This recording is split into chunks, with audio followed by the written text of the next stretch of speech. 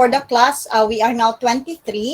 And then I need to have one video for the class for the entire half semester so that ma-record atong attendance, especially pag during the class, after sa class kay mag-picture ta para natay record. At the same time, sa end of semester, naaman mo i-card or guard sa PICE, hatagan mo points sa inyong attendance because I will give points for the attendance of the class. So, isa'y willing mag-biddle? Anyone? Ako na lang, ma'am. Kinsa ni Pit. Okay. Pit, dili ka mag-absent, Pit, ha? Okay. Sige, si Pit ang atong siya atong biddle. At the same time, para sa information sa tanan, dili ko mag-allow og any late student beyond 45 minutes from the start of the class. So kung mosulod mo 45 minutes during the class, then I will not allow you to enter the room na. So you may attend another session sa other classes but not definitely sa akong class because I will strictly check the attendance at the same time only allow lateness up to 45 minutes from the start of class. Agree? Yes, ma'am. Yes, ma'am. Yes, ma'am. So I'll have to call on everyone's attendance for today. Ilreg, Aubrey, Present, ma'am. Cesar, Present, ma'am. Donabel, Present, ma'am. Donabel, Elbrent, Present, ma'am. Florencio, Present, ma'am. Jeff, Janine, Present, ma'am. Joshua, Present, ma'am. Justin, Present, ma'am. Carlisle, Present, ma'am. Lois, Present, ma'am. Present, ma'am. Present. Maylan, Miles, Present. Present, ma'am. Pauline, Present, ma'am. Pete Present, Apollo, ma'am. Oh. Pete Sia, Yes, ma'am. Ronel, Present, ma'am. Val Magalion, Present, ma'am. Vincent, Present, ma'am. Waymar, Maylan, Present, ma'am. Present, ma'am. Maylan. Lagyan po ni si Maylan. Present, ma'am. Okay. Present, Aubrey, Present, ma'am. Ilreg,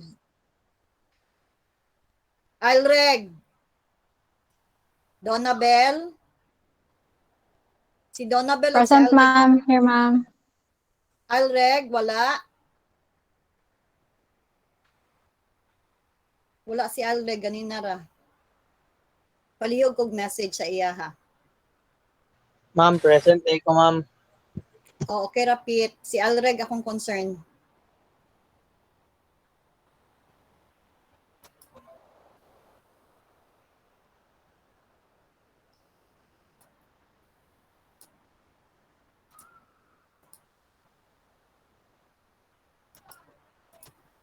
Okay, so makita na tanan ang slide nako for now. Yes, ma'am. Yes, Okay, ma'am. very good. So for the class, we have CE 26. This is an introduction to the principles of transportation engineering. So for this semester, half sa semester na to, we have a quarter class which is related to CE 26. After adding a class, we will have a CEM 2, which is civil engineering major professional course on sustainable urban engineering, sustainable urban planning and engineering, I think ang title.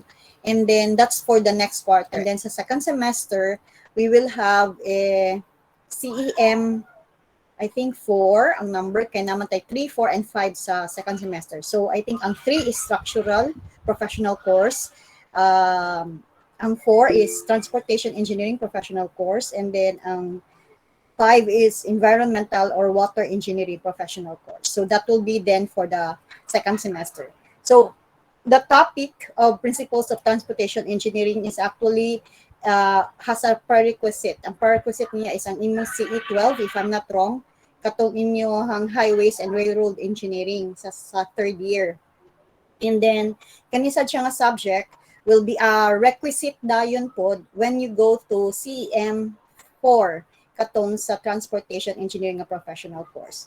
So for those who are taking a final year project study related to transportation engineering, ang inyong CEM major will be CEM4, which is transportation engineering. So that na may continuance para sa inyong FYPS nga defense. So with that, the connectivity of these topics is just from surveying, I think sa inyong second year, then third year ninyo nga CE highways and railroad, then principles of transportation engineering, urban planning and engineering, sustainable urban planning engineering, and then transportation engineering applications. This will be part of the board exam ng mga subjects on surveying and math and transportation. So I'm hoping masabtan ninyo ang principles of transportation engineering as CE26 topic so that later on, dalian niyo masabtan ang subsequent topics sa next quarter and sa second semester. So today, I'm just gonna fast track the introduction kay naka-absent ko sa Monday. I'm sorry, this times wala gid ko stable internet because I'm migrating my Wi-Fi from the old line to a fiber nga line. So hopefully next week stable na ko. I'm using prepaid PLDT karon, but it's okay basta naalang ko di sa Google Meet because gamay ra iyang kaunon na data unlike sa Zoom. So with that, I'll just meet you halfway and then continue with some discussions next week so that makaapas ta with other sections because we have 3 sections for this CE26, E1, E2, and E3. I think yung section is CE26, E1, B1. That's for the first semester. So today, ang topic is about the introduction to transportation engineering, and in particular, ang topic the principles behind what is really transportation engineering and what is it in terms of the civil engineering applications on infrastructure, systems analysis, and so forth later on. So yours truly, I think ilan naman tanan sa ako I'm Dr. Annabel Abuso, the Associate Professor of CE Department of Xavier University. And right now, I'm also the Director of Engineering Resource Center. So later, if natay mga projects, pag mag-graduate mo, I hope maka-come back mo sa college so that we can encourage you to do consultancy with us sa ERC, Engineering Resource Center. Okay, so let's start with early civilization, and then let's backtrack history so that we can understand fully the modern application of transportation engineering. But as I go along the discussion, please take note of my terminologies because dinhi sa akong lesson, I input some terminologies which are relevant later on sa inyong applications. Gina-introduce na ko hinahinay para na I link from the more the conventional, the old mga terminologies towards the newer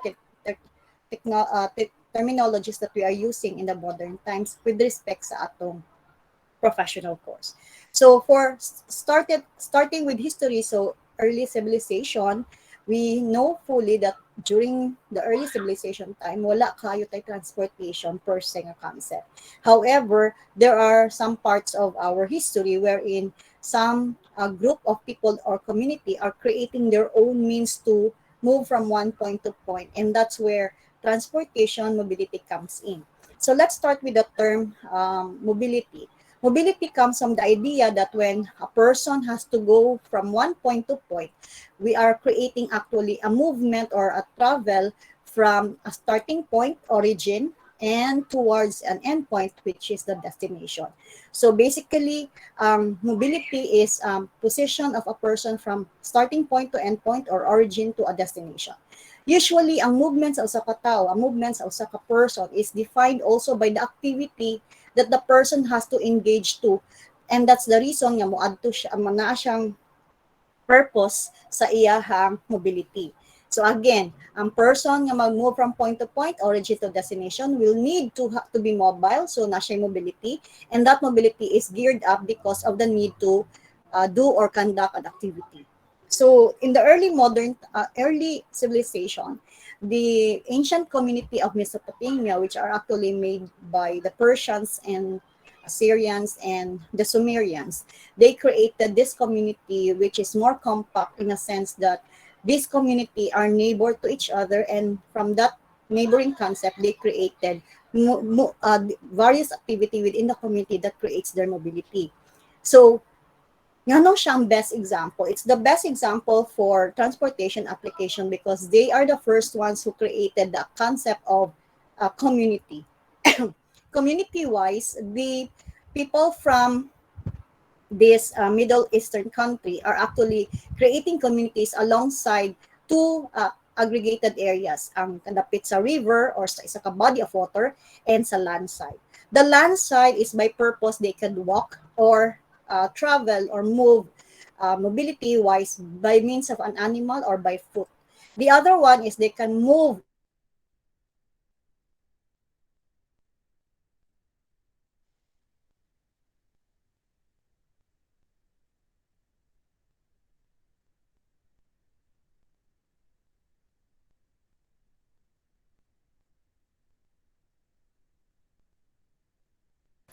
Wala si ma'am. Wala.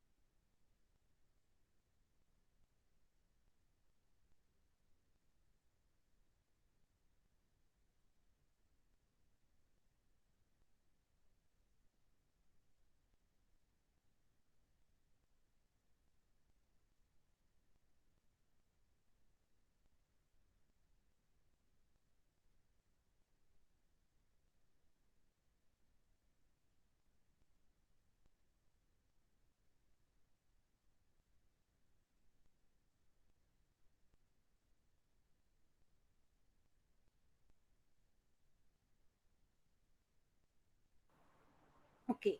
So how does a community created then in terms of their governance and later on the application of engineering? So early communities then before, most especially those who are in the early, Excuse me, ma'am. ha? You were gone for 5 minutes, ma'am. Kung sa to? You were Okay, gone for so 5 ikaw balik minutes. ha. Sige, sige, sige. Oo.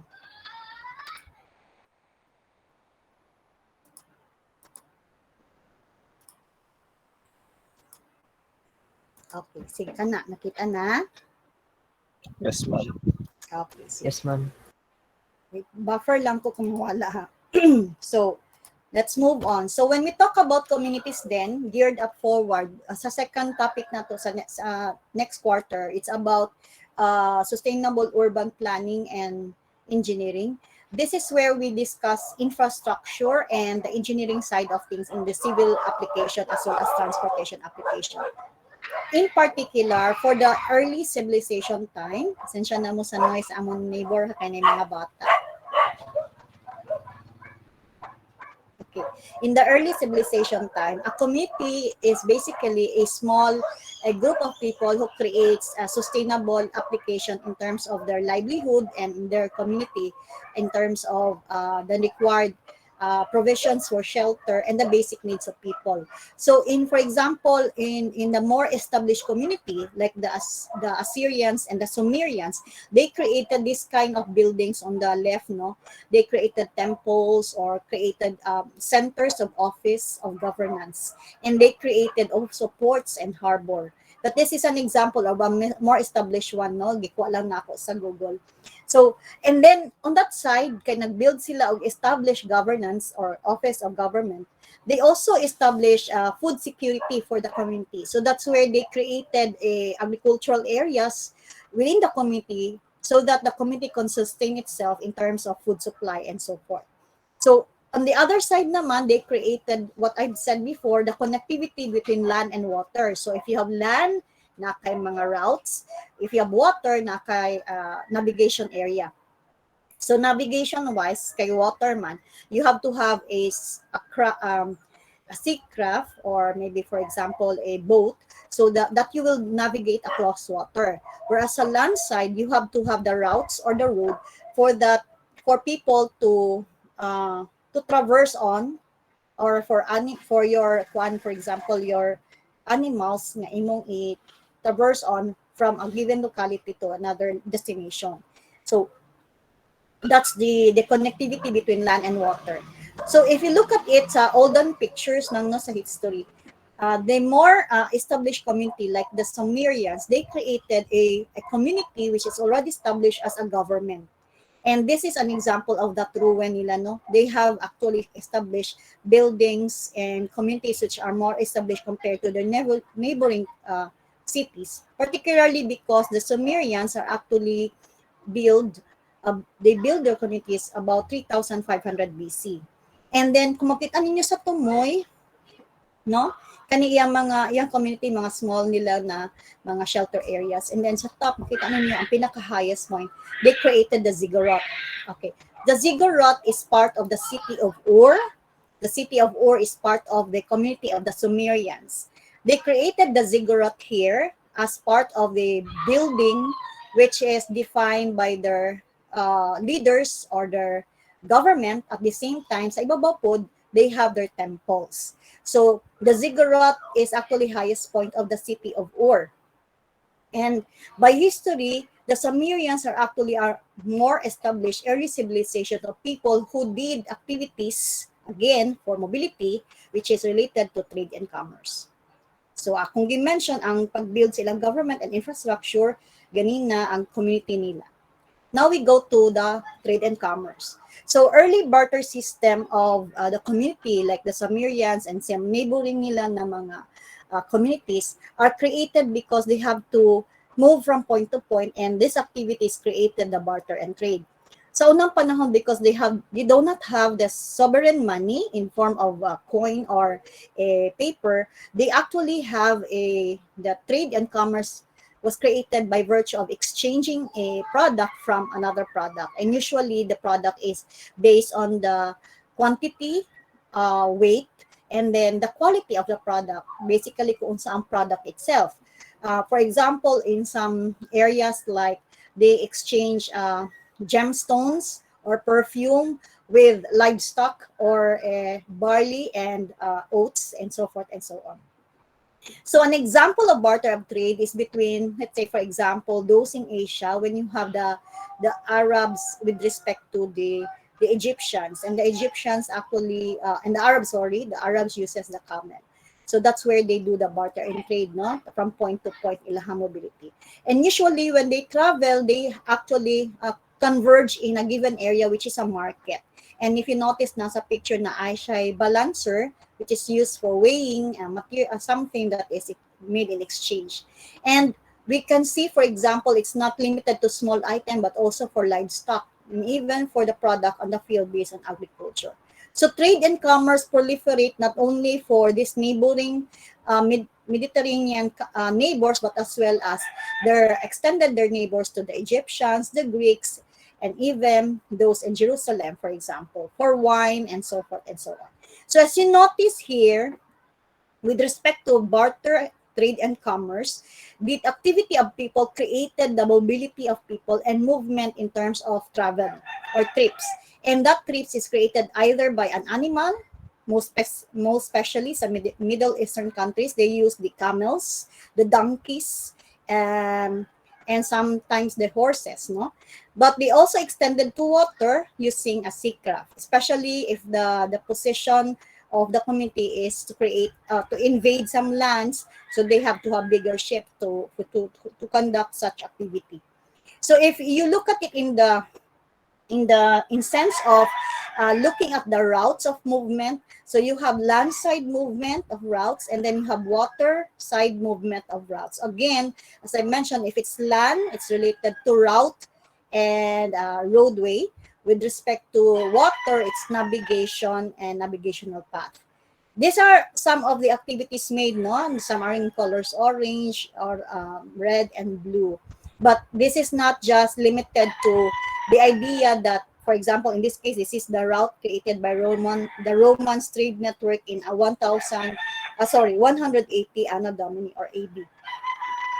So I will take on one specific example when the trade route is actually very specific and very directed. This is an example on the rightmost side. You have the ancient trade routes for copper. Copper on the early civilization time is an expensive material or metal used for any form of utensils and armaments. And that's the reason why the route is very established from from some cities in Persia towards Mesopotamia, Syria, and the Mediterranean towards Egypt. So that's where you look at it as in terms of mobility later on. So again, balik na sa sinugdanan, mobility are created when activities are made from point to point of a community. In this case now, we do not just call it mobility. Fast track sa modern times, we call it logistics.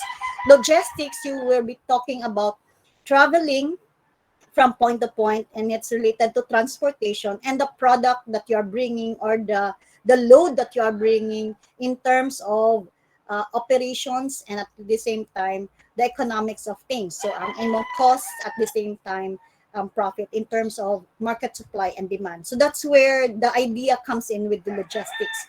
So as you can see, transportation engineering is very geared up to the idea that it incorporates logistics application.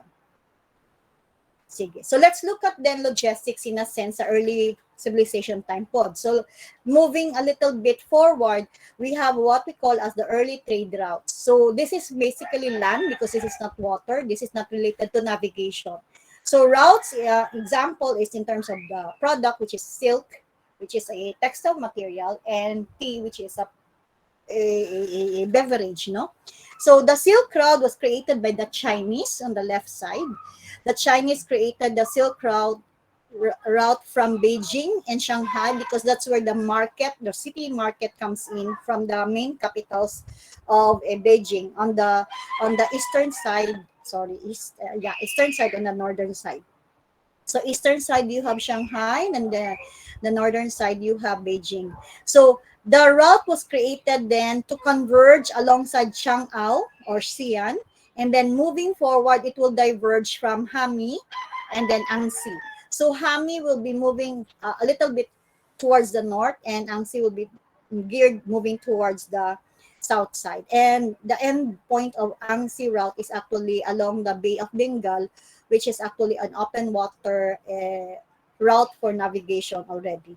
So the Silk Route is actually a more established route because silk then extended up as far as the Middle East, okay, and as well as some parts of Europe. That's how extensive the Silk Road from China was established in the early trade commerce of these communities, no? So that's the Silk Route. And then on the other side, you can see an example of a tea route created again by the Chinese from the point location of Sichuan, and then that Sichuan trade was extended towards some parts of Vietnam, which is a neighbor in Asia, Laos, and then Eastern Asia, which is India and Nepal.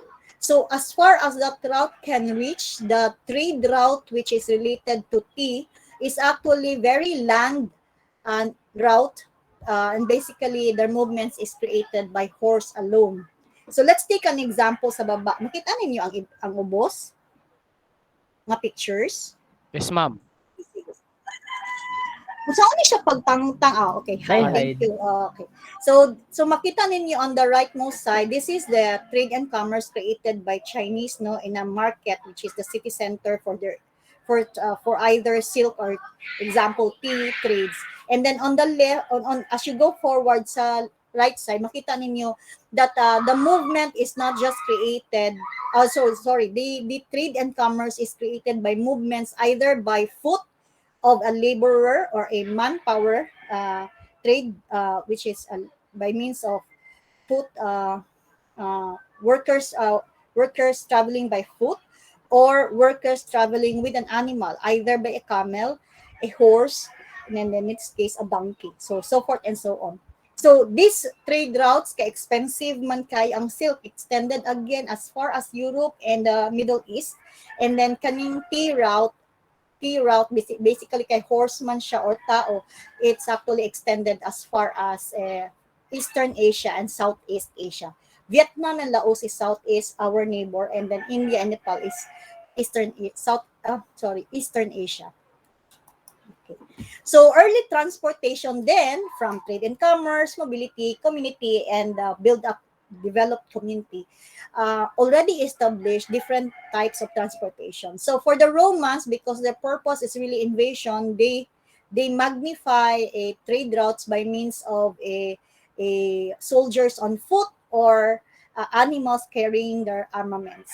And then of course they have of course for the Greeks and some of the Romans, they already had the chariots, the carriages, which are horse-driven, couches, which are actually adopted by the Britons, and then for those in Egypt and Middle Eastern countries, which actually pass through a desert area, they have the camels. On some parts in poorer communities, they use donkeys with carts at the back, and then somehow most likely to poorer communities they have just cows or ox who carries the carriage or station wagon. In the American application we call it wagons or the carts. And then more poorer communities which are in Tibet, in some parts of Laos, they have this laborers on foot carrying loads at the back, which are actually tea or hard lump clumps of tea. Ang tea bags mang good sa modern times is not actually tea bags in the older times. In the olden times, these are hard clumps of tea and then slice on lang siya murag cake sa iyang kabaga. And then the other side sa water, because of the Romans, you have extensive application of invasion using water navigation or watercraft for navigation. Okay, so let's move on to trade routes and then transportation to the network of roads created by first an example of the Romans, because they're the first one who established road system. So now I'm talking about road system and road network. So road network is actually a connectivity of roads with respect to a given location.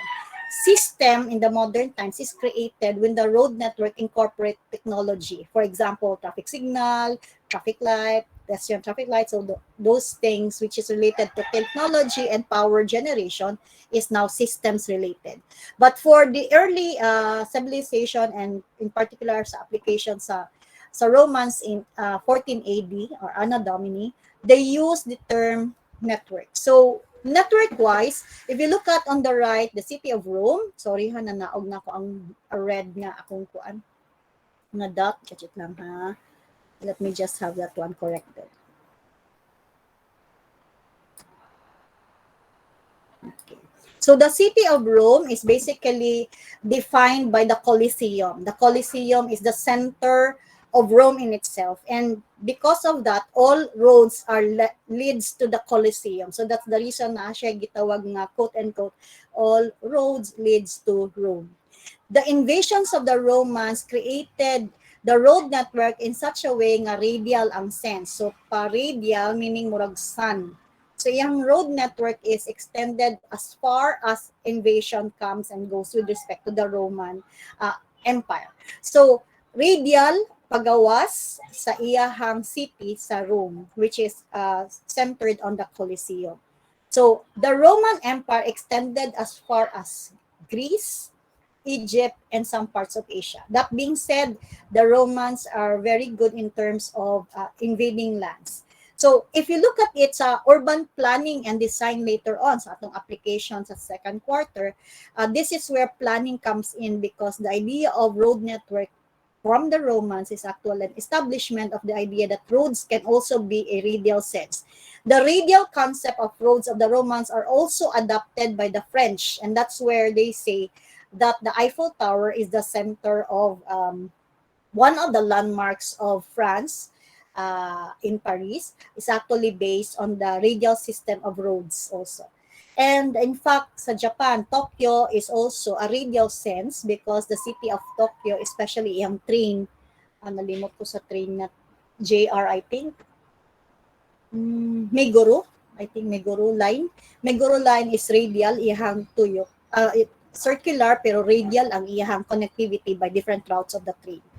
So that being said, the Romans are very influential in terms of road network design and application. Okay, so let's look at the Roman then and the Roman Empire. So Roman Empire-wise, because of invasion, roads are extended as far as the invasion comes and goes. So in Europe, for example, they go as far as Milan, London, and then down you have Jerusalem, Alexandria, which is already in Greece, and so forth. So the Roman roads are very influential in the design of the roads because the road network in itself is very, very important in terms of invasion. So if you want to be a powerful country, you have to have better road system in sense. So in the modern times, if you want to be a highly developed country, a very influential country, you have to have a very good road network. Okay. So early road systems then, dili ta technology-wise, tawago na to siya systems because the road network of the Romans are also connected, no? So connectivity-wise, they are very particular kung sa nga type of road ang iyang established. If you notice the first 4 or 5 slides, you can see it's all earth roads. These earth roads are actually a rough road, and yet these roads are actually has a name and has a how to say, na siya'y pangalan at the same time na siya'y protection. Because the moment we establish ang road, it's owned by the Romans. And you know fully nga na-invade imong land because naanay road na established sa imong area. So, fast track sa modern times, when we create communities, especially sa mga hinterland areas, the first persons who will be deployed for the area are actually the soldiers, or what we call as the term ani? Military engineers. Why? Because the military engineers will establish the community, create bridges, and create shelters so that the community can be built up. So that's the same concept from the Romans. The moment nga mag-create ka o community and na-invade nimo ang land, establish nimo ang road para naana siya communication line, and then establish nimo ang community nga gi-own nimo as part of your country. So, if you look at then, as you move forward, manotice ninyo na dahil progression sa iyang road and it becomes a cobblestone, a more established road system created by the Roman. And of course, that cobblestone road are really connected bisan na siya sa mga upper to a lower region. Kaya na siya route na create. So, let's look at the cobblestone system of the Romans. So, sa Romans, the road system that they create has an edge, and then na siya protected area, which is the center line for the traveling line. So, sa city center naman, lahi siya kay ang iyang kilid na ay mga establishment, or for example, a building which is created alongside the road. And that's already the principle behind urban planning in our more modern times. And of course, sa Romans po, they created what we call as the junction. Junction is a street corner, no? So, kung tindig ka din sa kilid, that's already the term in the modern times, junction sa European sense. And then sa mga American or Canadian, Western, we call it intersection. So, the Romans are very innovative in terms of road system. They created the term road system, pavement. This is now cobblestone pavement or earth roads. And they have created intersections and the junctions. Okay.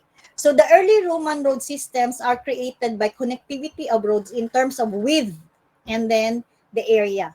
So as you go into the city of Rome, what will you have is actually about a 2 meter width of a road, which is actually in sense murag isa ra ka sakyanan sa atong normal nga dalan, isa ra ka car ang makalabay. Why? Because it's actually mura og driveway or sa man na sa ato sa Bisaya. Murag dalan sa usa ka compound area.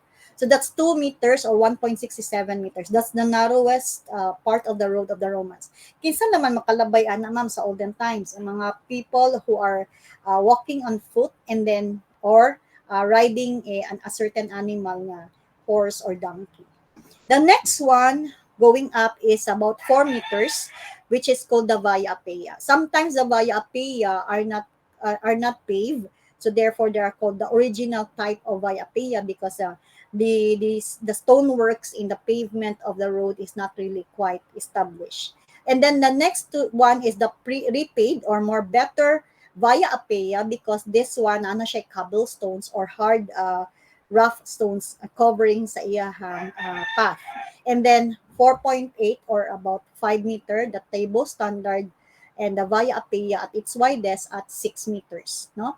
And then going outside the Rome, mas lapad na gid ang dalan. So that's the widest road leaving Rome is about 6.5 meters. So going back na to sa atong concept of road application, sa mga city streets nato gagmay atong dalan pagawas dayon nato sa more distant connectivity between city or a municipality, we have the widest road, which is the highway. And that's basically the principle that we are following based on the Roman road system.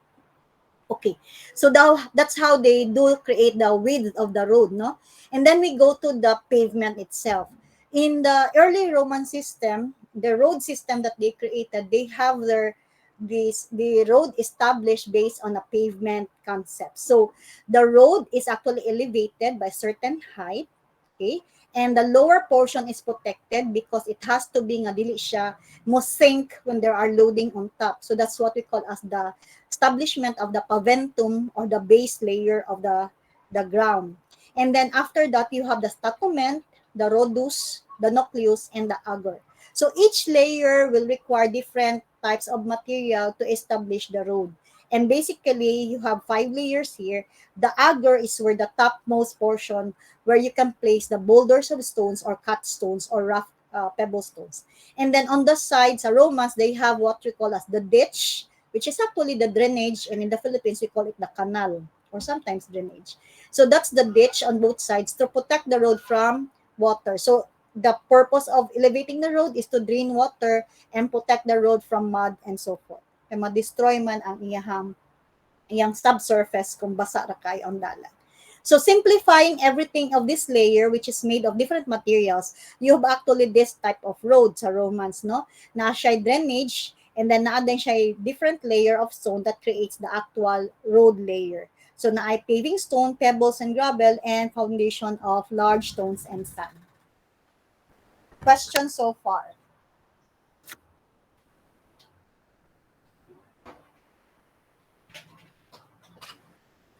Ay, ma'am. Question? Na yung event when katong road Ha? system. Like kanang road system. Saan Katong sa? road systems, ma'am. Oo. Sa like cases where mo give out ang ground. Yeah. Sa atong transportation or traffic engineering, we design roads, the pavement with respect to loadings. That's the same with the Romans. Kaya nga kung sa narrowest road ka, ang expected nimo gamay imong load kay naglakaw lang ang tao o nagdala siya og kabayo or donkey. So dili kay bugat. But as you go outside, ang expectation is you have soldiers on foot with armaments, so lapad ang dalan tas bugat. And that's the reason nga butangan gid siya sub layers because the loading will create problems when you do not establish the foundation. So this layer, nucleus, rudus, statument, paventum, are actually sub layers which is now later called as the foundation. Okay? But kung tanaw nimo siya sa hitsura, kung di lang nimo na siya incorporate ang different layer, mura siya tulo ka layers, no? Ang pinaka ground, then ang mga small materials and then ang mga bigger materials to create the actual road. Sabtan? Yes, ma'am. Thank Okay. you. So later on, ako ni siyang i-relate when we talk about pavement design na dayo. Actually, kang Sir Jeff na siya nga topic, but pwede na to incorporate din in this discussion. Okay, so because ang mga Romans were able to create road systems, they also created the idea of road foundation. So if you notice, ganina, I mentioned that there are different materials within each layer, and actually, ang actual layer is 5 layers, no? And this is how it looks like, but this is more, kung imo ni tanawon mo establish na, wala mo nakita ng ilalom. So, ang ibabaw na imo nakitaan, kay mao naman ang nakitaan nimo sa actual. But actually, for imong i-combine ang duha, materials and the sublayers, you are creating this kind of road foundation. So, unsa ang foundation? Ang foundation is para sa concept nga kung ikaw is a graduate of civil engineering, imong basic foundation is kabalo kag math, kabalo kag physics, and some those things because niagit ka sa different levels of learning and education. So that's the same foundation in a design of a roadway, no? Each part of the road in terms of the sublayer is defined by the loading that it carries. So kung sa top lang ta mo tan-aw, mo break gid ang top kung wala siya better foundation on the bottom. So if you have, in the modern times, if you have trucks and trailers here, bugat man ang loading sa trucks and trailers, mo crack ang pavement ka concrete, no? Kasaka, concrete pavement are rigid. So if you have loadings like trucks and trailers, ang expectation is, kung concrete imong gamiton nga pavement, then you have to have a thicker layer of concrete. And you can only create a thick layer of concrete if your foundation is also very good, no? So overarching na siya, maayo imong foundation sa ilalom para malay nimong tarong imong concrete foundation for truck and trailer routes. Now, if dili ka gustuan nga baga kay siya ka expensive, you can do the flexible type of pavement which is asphalt. Asphalt are actually non-flexible type. Okay, these are made of sometimes a combination of materials nga na ay asphalt. Asphalt. Di siya gikan sa petroleum. Nalimot ko sa term, sorry kay guys. Asphalto na lang sa Bisaya. Okay. These are mixed with materials which will be made for road applications for pavement. So ngano siyang non-flexible type din. Flexible siya kay the moment mo labay ang usa ka ligid nga bugat, ang imong asphalt mo haom lang na siya sa porma sa iyahang loading. That's mo balik ra din siya as another vehicle will pass along the area. So actually ang asphalt dili siya dali mo break. Ang problem lang sa asphalt is kung mag-ulan.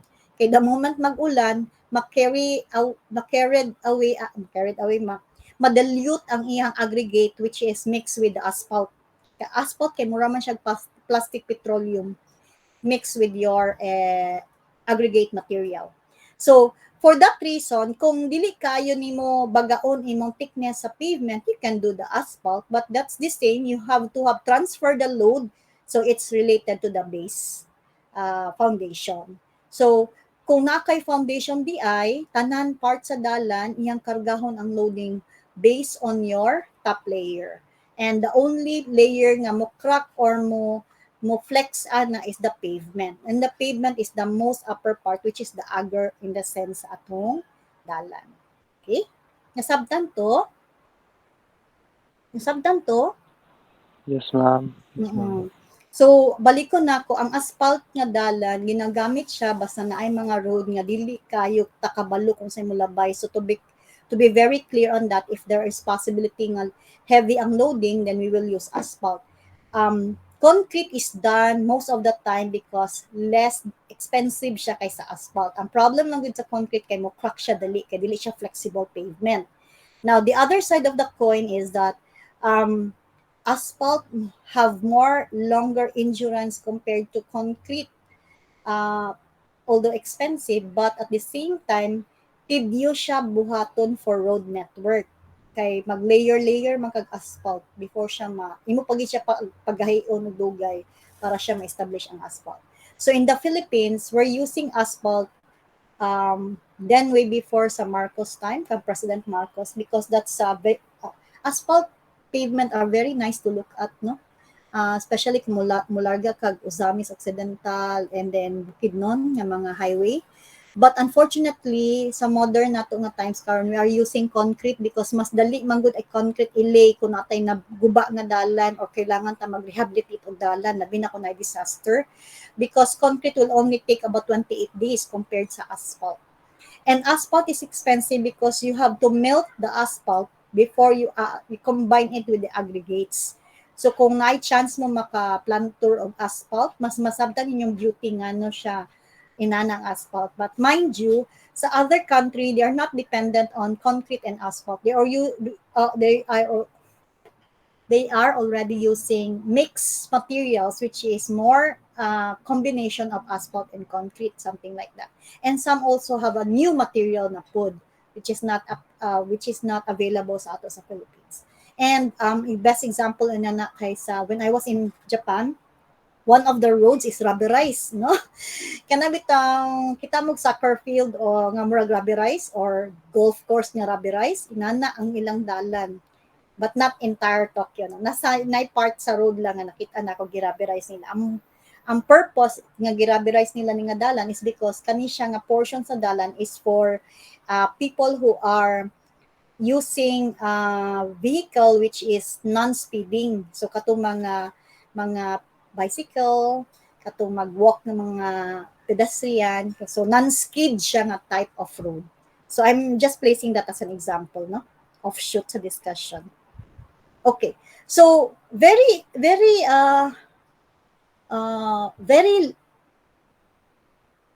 it took a very long time for the early Roman road system to be established, and the adoption of that was actually over time practiced by other countries in Europe. And later on, by 17th century pa na-establish ang next idea for foundation. So, Tresaguet is a French engineer. Thomas Telford is a British engineer.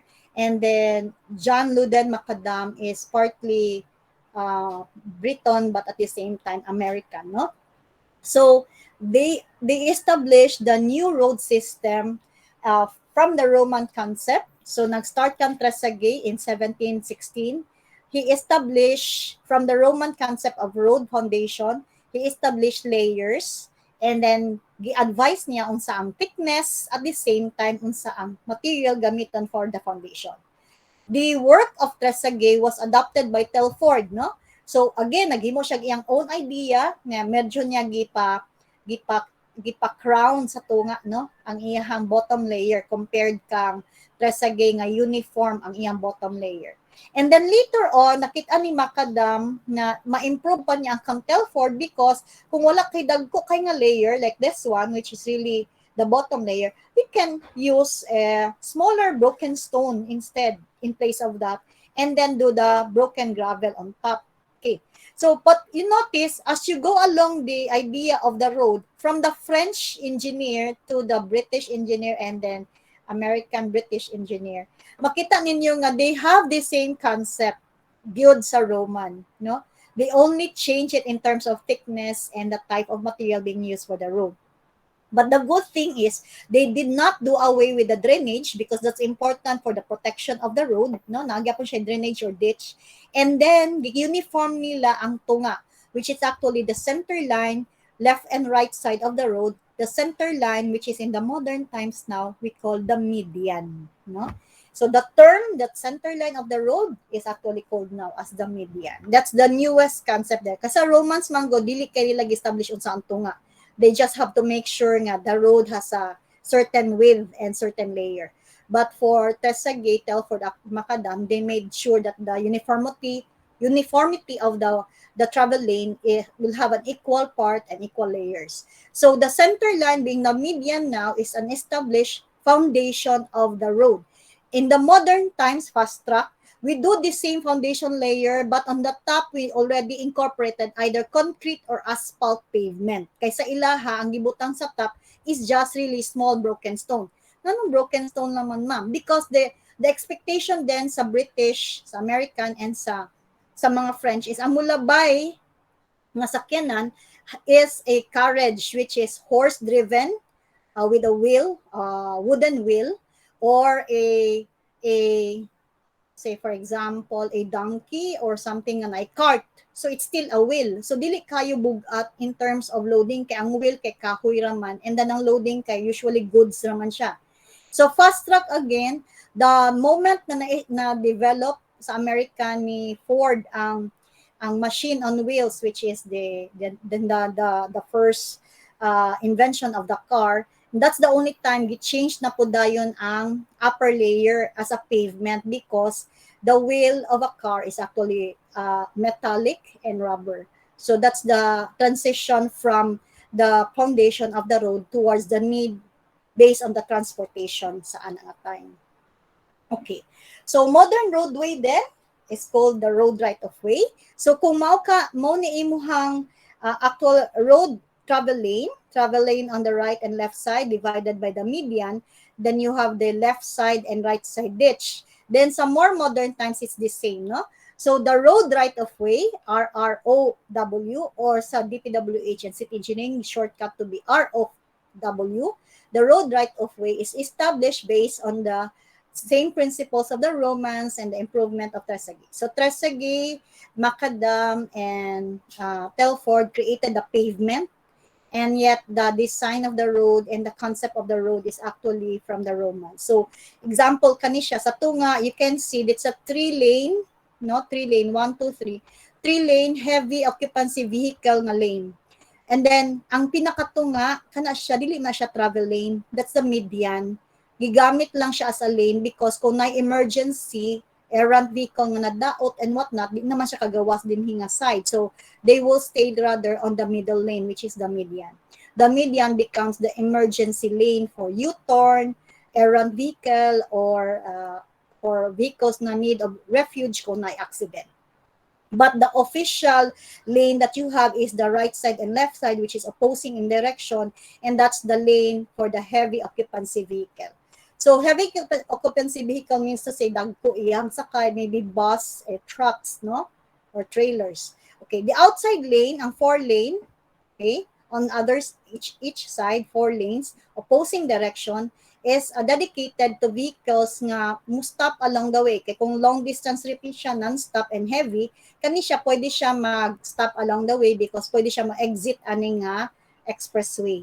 So that's the reason na siya inner lane from the heavy occupancy vehicle, inner lane on the right and left nga 4 lanes ang dedicated area. Now, if notice ninyo na siya division on this side, okay? That's the division because this one will actually deviate from this lower portion here na 2 to 3 lanes. So elevation wise, medyo ni siya higher elevation nga part, murag skyway sa Manila, and then kani ang lower elevation part nga na ay 2 to 3 lanes. Again, opposing direction, and then na din kay 15 feet, 15 ba ni? Yeah, 15 feet nga shoulder. Now, shoulders are built to establish a demarcation from the roadway towards the property lines of an entity alongside the road. So, ang entity pwede ka o sa ka building o sa ka shelter or house, no? So, that entity cannot encroach on the travel lane because naana siya demarcation sa shoulder nimo on both sides. So the shoulder is used again as a refuge area, similar kani sa median nga lapad nga lane. Refuge area when you have vehicles nga errant, kung na ay repair and maintenance buhaton, kung na ay nadautan, and na ay driver nga muslip kay na dugay siya travel and then he has to take time to rest on the side of the road. That's okay. That's the purpose of the shoulder. Design-wise, the shoulder is useful for the distribution of loading. Di ba? Kay bugat man ang imong tunga. So, every time mag-vibrate ni ang imong tunga because of the loading sa mga sakyanan nga naglabay, ang dissipate, ang pag-distribute sa loading will go as far as the shoulder. And therefore, when you have heavy movement of traffic here, may vibration, dili pa kay makaabot sa mga balay, kay naman kay space nga gi-buffer, which is called the shoulder. Nasabtan? Yes, ma'am. Yeah, okay. Yes, ma'am. Sige. So when you look at then function of the road, ang function sa road now kung road ni siya, all items here being said, whatever it is nga dalan, ang iyag yung pinaka-apelyidoan na is road, no? It's a road, whether it's an expressway, a highway, a boulevard, a corridor, so it's still a road. So, ang road network or systems are defined by its function, and the function is by classification. So, ang classification is kung sa rural side siya ibutang, suburban area or urban area. So, ang urban area, example, Cagayan de Oro. Ang suburban maybe is Bugo or Taguluan. But ang rural area can be, let's say, Lagindingan or Balingasag. So, daghan rural na siya, agriculture kayang land. So, that's the difference between suburban, urban, and rural. So, the land use context of the area is demarcated para makabaluta unsa pud ang iyang function sa dalan. So, for example, kung expressway ang gagamiton nato for rural, expressway gali siya, usually ang classification sa road is defined by the width of the road. So, in this case, you are using feet. So, rural areas will have 300 feet, suburban 225, and urban area 150. So, fast tracking ni sa modern times, and you look at history, it's the same sa Romans, no? As you go into a city center, it's narrow. As you go outside the city center, it's wider. So, ang expectation is because sa city center, you have smaller vehicles, and then as you go out sa rural area, you have bigger vehicles, na namang trailer trucks, buses, and so forth and so on. Okay, expressway is a road which will have a more speeding vehicle, so naa siya non-stop in sense, no? And then you have, following that is arterial, major and minor arterial. Sa Philippines, we call it already highway. So na major highway and minor highway, so ina na sense. Arterial is Old English, the modern American English is highway. Now, napod tayo gitawag og collector. Collector is basically major collector or minor collector. So I'll explain collector in the sense sa applications na kay medyo dili masabtan din. And then you have distributor, which is a local road. And then ang distributor is divided by primary and secondary. And then another kay local road, depende na din kung unsang size sa volume nga galabay sa dalan. So for example, kung ang average daily traffic, ang kadaghanon sa mulabay nga sakyanan sa kadalan is more than 100 vehicles, so you'll have first asterisk, local road nga 50, 50, 50 ang width. But if you have less than 100 vehicles ang average daily traffic, so 33 lang, so it's a local road nga double asterisk. Yang width is gamay, 33 lang yang width in terms of the unit feet. Okay? Subtime?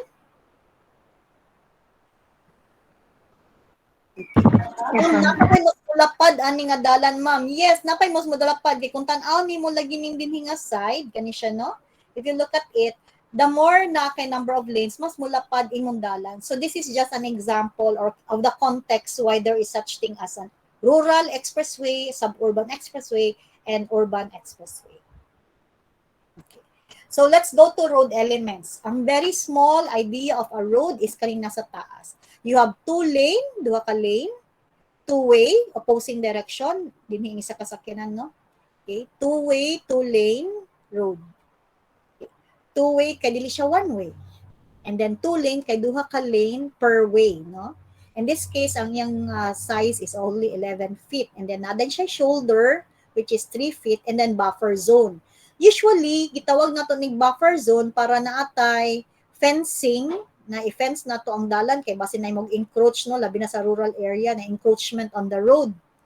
So sa Philippines wala man tay encroachment kay ngano ang mga naa sa baryo gamiton man ang dalan pag pabulad sa ilahang goods or sa ilang crops, no, sa mga baryo kung makabantay ka pag mag-harvest sila humay or mais or kupras, gamiton nila o ganggangan ang dalan so ilay to ipalatag para mauga, no.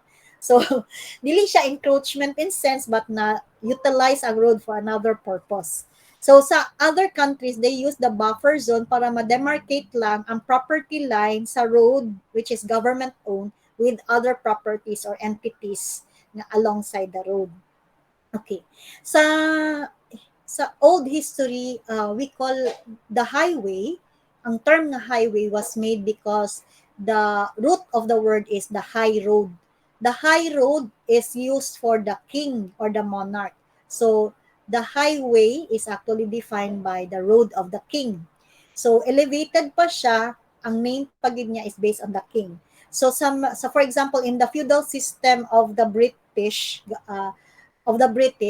they use the road only for the carriages of the king or the monarchs or the upper lords of the community. So ang mga saop, ang saop sa feudal system, sa mga feudal system, saop. Mga peasants, ma'am. Yes, thank you, peasants. Ang mga peasants cannot use the road. In fact, sa kilid ras lang mo gamit, no? So the peasants cannot use the road because the high road is only for the king. Therefore, any encroachment nimo sa road is already penalized by the sanction of the king and the loss of the land. So kung nakay trees, na peasant ka, na imo ng part sa imong farm, you have to cut the trees para ma-protect ang road, so forth and so on. So naay gitawag nato road maintenance by the peasants.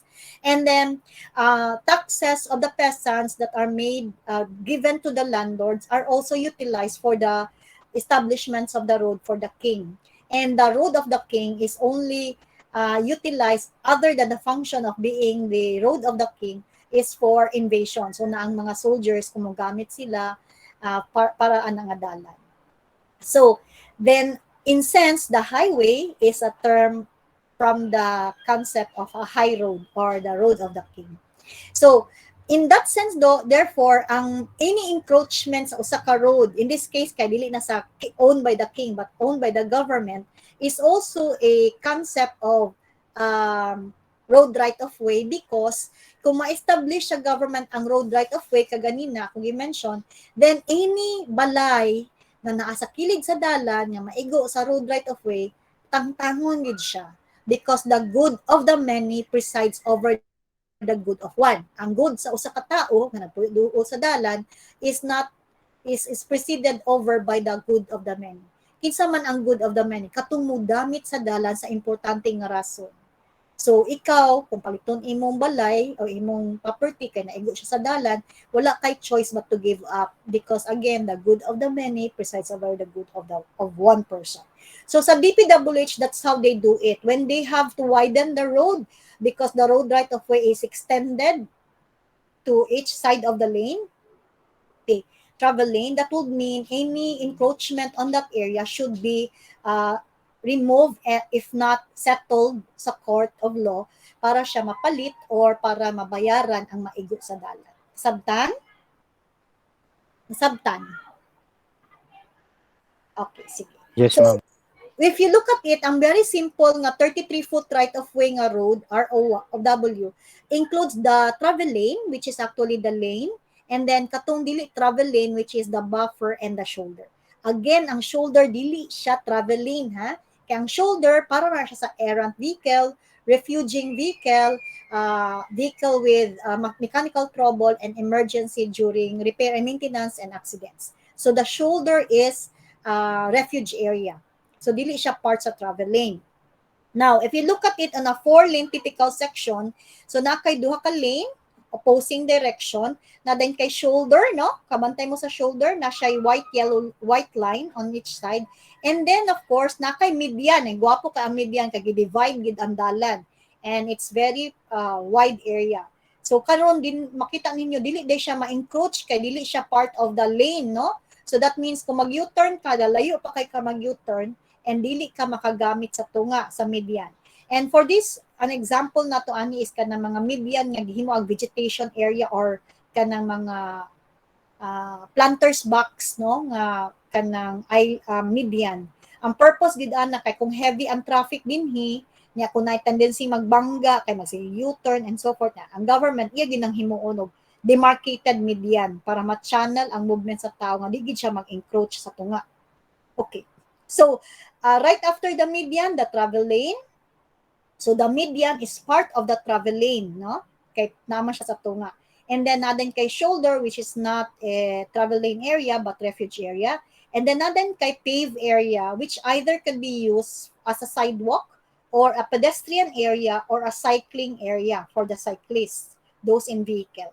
And then of course, the slope on the left side and the right side is actually part of your drainage area. Okay? Now, sa city, kung na siya sa mga major city highways, kaning shoulder na tong area, usually na siya murag slope area para kaning side dinhi sa pedestrian or sidewalk na siya kanang drainage sa ilalom, so that kung mag-ulan dito na sa drainage pipe mosulod sa ilalom sa culvert under sa sidewalk ang tubig sa dalan. Di na siya mogawas dinhi sa kanang green area sa imong slopes. Okay. So travel way, so ako na nang define karon traveled way, the roadway which is actually the entire road right of way, then you have the median, and of course the pedestrian and bicycle facility which is on the sidewalk. And utility and landscape. Landscape could be this one in the median island or ang kilid sa side slopes nimo, which is a utility. Landscape area, sorry. Ang utility is kanang mga naiposte sa sipalco, na ay waiting shed, na ang benches, so that's part of utility, no? Or na CR, dapit sa dalan. Okay. Then of course, the drainage channel, the side slope nga green on both sides, kay basin pang ni, so na kay side slope. And then the clear zone width. Ang clear zone width is katong area nga dili gamiton para sa para sa sakyanan. So this shoulder here is actually part of the clear zone width. Okay, question. Kanang ma'am, ang utility and landscape areas, appeal ang overpass under that category? No, ang overpass is part of the roadway nga travel lane, pero na lang siya sa ibabaw. Kanang Overpass. pedestrian overpass, Oo. kana? Yes. Ang pedestrian overpass kay, lahi po na siya kay, pwede man, kasi man na si Sia, no? Yes, Pete? ma'am. Oo. Pete, ang pedestrian overpass, pwede siya parallel sa, pwede siya parallel kanin bitaw?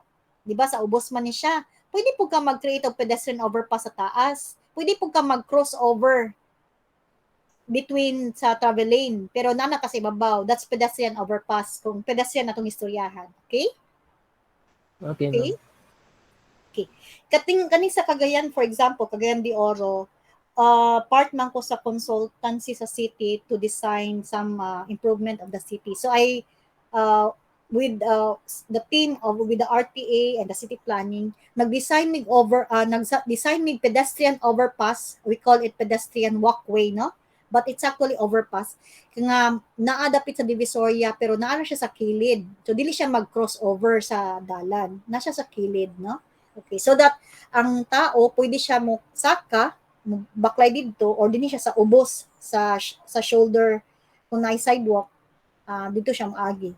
Now, sa mga coastal road area or kaning sa highway nato sa Cagayan, dili man kayo need ni ang overpass sa kilid kay dagko man ang yang sidewalk, no? Napaman siya walkway area. So rather ang kanang pag-cross sa cross sa dalan mo nang ginagamit natong overpass. That's crossing overpass para sa pedestrian. So elevated na siya kay overpass man ang term. Now naman pud tay overpass nga dalan. Overpass kay pasaka siya, murag flyover ang sense, or underpass kay sa ilalom siya. Nasabtan? Sabdan? Okay. So,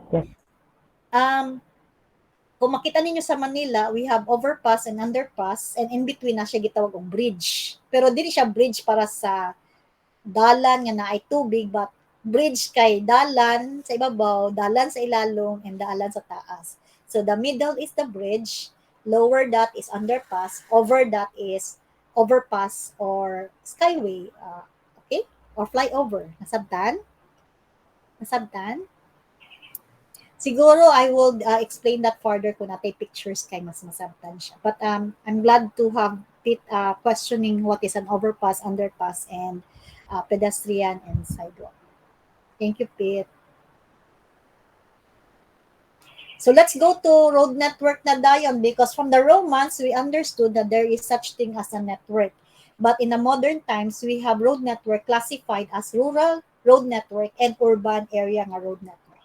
So when we talk about rural, sa rural area manggod, ang road network, ang nahimo nga mga dalan, ang network connectivity sa dalan is basically because or by virtue of the usage of the road.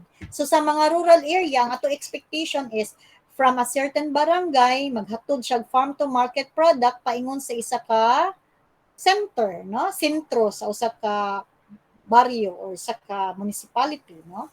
So kani siya mo ning sentro sa baryo and then sentro dayon sa usa ka municipality. Or sentro sa usa ka sitio paingon sa isa ka municipality or sentro sa usa ka barangay sa sitio paingon sa isa ka municipality.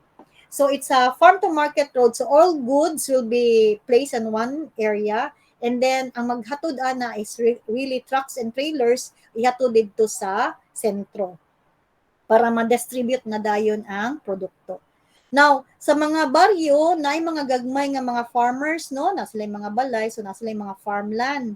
So therefore, ang ilang farmland na idalan para mahatod nila sa sentro ilang produkto or mahatod nila diretso sa munisipyo. So, note ninyo, ang road network sa usa ka small town or village is basically a concept of arterial road, collector road, and locals. Arterial are actually major because dagko yung sakyanan gamiton para makatraverse from point to point. Collector is because gagmay nga small trucks or maybe multi-cab ang maghatod pa sa area. And then locals because gagmay gid kay nga footpath, no? Ang adtuan para lang makaadto sa mga farm roads. Okay, in contrast, ato ta sa urban area. Sa urban area, we have the same concept of this routes of road, but then lahi ang function because the road in itself is defined as streets. So, but we have arterial streets or main streets and smaller streets which are collector, and then other commercial streets and public streets. Okay. Sa sa urban area, naatay mga komersyante nga ilaha ang dalan. Okay? So natay pampubliko o pang-komersyante nga mga dalan. Now sa rural area wala kay it's assume community based man kay so it's the farmers are using the road and then ihatod nila ang ilahang produkto dito sa main road. Now dinhi dili kay diverse man kayo ang planning ang zoning sa city. So naay area sa city nga agricultural, commercial, na ay kanang na ay industrial and then so forth and so on. So therefore, na mga dalan nga pwede commercial. Example, Lemkitkay area is properties of the Ketkay family. And ang dalan pasulod sa Lemkitkay is actually Lemkitkay Drive, no? Because the roads leads to the commercial centers, malls nila. But the entire area is owned by that family. So therefore, the road access diha is actually commercial road. Nagamit lang siya sa government because of course, kung musulod ka sa ilang driveway, ang purpose man sad gid nimo kay madto ka sa ilang mga malls or hotels and whatnot. So they open it to the public kay commercial man siya nga road. Now, what are the public roads? The public roads are those which is owned by the government. Protected and established by the City Engineering Office of Cagayan or the DPWH of the region or the district. Kay ang Cagayan, duha man ka district, District 1 and 2. And then, ang overarching nila nga boss is the regional director which is under sa DPWH regional office. So, those are the difference between a public and commercial road, no? Now, balik ta, when the rural area has arterial or highway or main roads, then ay collector, the same yapon sa city na siya arterial and then collector po nga dalan. So basically, ang collector kay gikan sa sentro na may mga balay sa kilid-kilid, no, mga residential or mga establishment nga kuan kaning commercial. So moadto siya sa pinaka downtown area, no, let's say Divisoria. So naidalan pa sa Divisoria and that becomes the collector streets. Now, so ang mga dalan po niya, galamay anak niya, we call it already as minor roads which is maybe barangay road, barangay konsolasyon nga dalan or Nazaret nga dalan and so forth. And then ang outside anang area is actually an area which is already a highway. Mo nang surrounding area nato sa Masterson Avenue, CM Recto, and so forth and so on. So far, na question?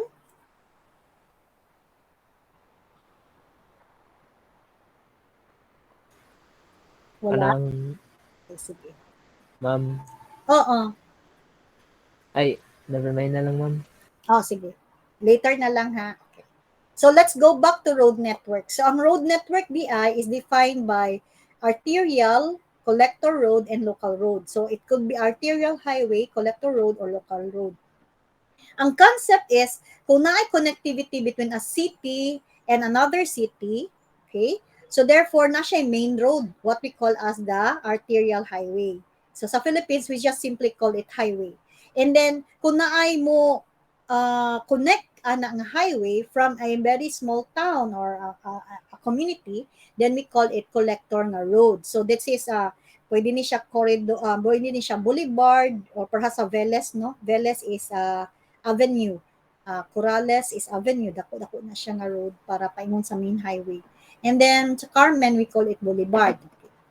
And then kung mo connect pa gid sa red nga collector, let's say sa usa ka balay or sa ka barangay or sa ka farm area, we call it local roads na dayon. So depende sa application nimo. But basically it's arterial, collector, and local. Now let's look at travel dayon, trips. So kung tan-aw nato ni nga principle of road network application, kita ninyo nga naay desired lines of travel. Ang tao mo biyahe from point to point because na siya need.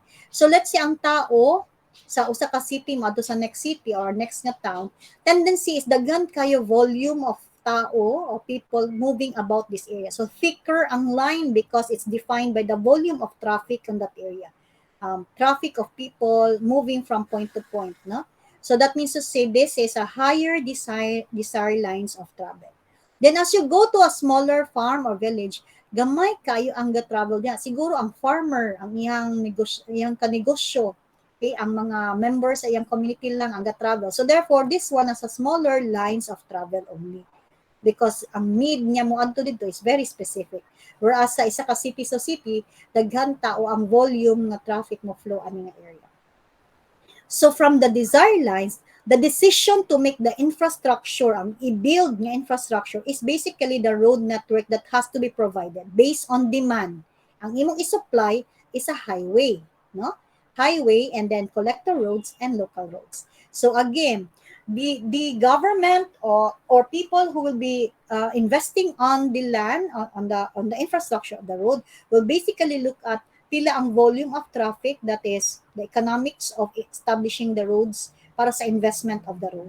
And that way, ma-establish po niya unsa ang road nga iyang himuon. Is it a highway? Is it a collector? Or is it a local road? Okay. So moving that further on, we will have the relationship of function of a road system with respect to mobility and land access. So balik na sad sa sinugdanan of everything. Mobility is movement from point to point, origin to destination. The arterial, collectors, and the local are basically the infrastructure nga imong i-build, ang road mismo, defined by its function, either arterial, collector, or local. Let's look at proportion of service then. Look at volume here. Volume is kadaghanon. Nganong mag-add to sa dito? So na siya'y serbisyo nga gihatod. So ang serbisyo nga ihatod is either i-transfer ang tao, ang goods niya, or ang serbisyo itself. So ang tao, ako mo biyahe. Ang goods is na ako ihatod nga produkto. That's goods. No, ang service is kung na ako'y operation nga mahatod ang usa ka serbisyo. For example, Ninja Van, no? Ninja Van is tao nga naghatod og service because ang service nga ihatod is delivery. Ang unsang produkto iyang gi-deliver is ang package. So that's the term or concept of service for a transfer. Transfer of people, goods, and service. So that's mobility then. So kung mutanaw ta sa arterial, dako kay siya proportion nga mahatod of mobility, either goods, service, or a person, because ang agi sa arterial is really dagko nga sakyanan, but gamay la iyang requirement of space para sa dalan. Kaya di ba, isa ra man kadalan ang main highway, dako lang kay siya na size. Pero iyang space kung paliton sa government, it's a highway, so therefore iyang space expensive lang because of the road nga imong i-build kay dako investment, but and long term iham direction and mahal ang land nga imong gipalit. Now, ato ta sa collector. Collectors are very small dalan within the community. So, proportional lang siya based on mobility and based on sa iyang requirements sa land. Because daghan man siya gagmay nga dalan and then daghan po siya gagmay nga mulabay nga sakyanan. Ang possibility ani sa collector is pampubliko nga sakyanan. Jeepney, multicab, motorella, so forth and so on. So ang volume ani sa tao nga mo travel goods and services is basically sa size pod sa iyahang sakyanan. So therefore, kung daghan siya agian nga ruta, so ang government daghan kay siya himuon nga gagmay nga dalan, no, for collector roads. Now adto ta sa local. Ang local dako kay space requirement kay ihatod man niya sa kada balay na mismo ang dalan, no? And then of course, ang kay gamay man ang iyang ihatod nga tao, so si Ma'am Annabel ra paingon sa school. So iyang land requirement inikan sa kumbalay na idalan nga compound nga dalan paingon sa highway. So but kung daghan ta ani, so daghan requirement of space. And that's the reason sa barangay kay daghan man kay mga balay-balay no, daghan residential area, daghan kay gagmay nga dalan. And then gipalit na nga dalan para sa tao nga molabay. So ang sakyanan niya usually tricycle, motorcycle nga single, ihang private nga car nga gamay, dili kay dako, di siya truck and trailer. So that's the reason nga establish din mo ihang dalan. So think about it. Kung mutan-aw ta sa Masterson Avenue, where does Masterson Avenue fall in terms of the function of the road? Masterson Avenue uptown. Is it an arterial, a collector, or a local?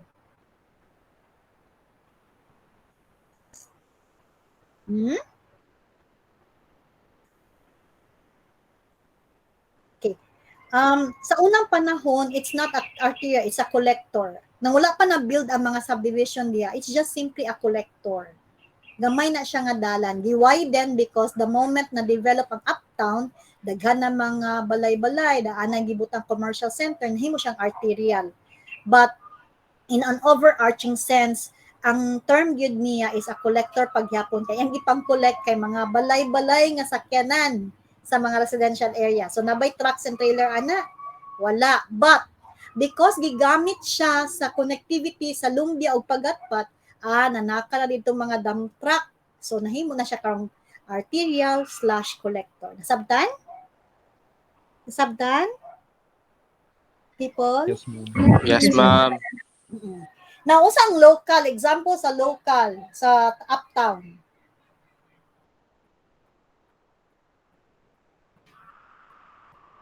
Anyone? Kanang sa kuan, ma'am. Pueblo. Na mga Oh, dalan. yes, very good. Kanang sa Pueblo, mga gagmay nga dalan, katong sa inyong dalan sa Xavier High School, no? Gagmay nga dalan paingon sa main road. That's actually locals. So imagine ninyo, daghan kay locals nga dalan kay galamay siya paingon sa main road. Nga main road pag yun, collector, galamay siya paingon sa major highway or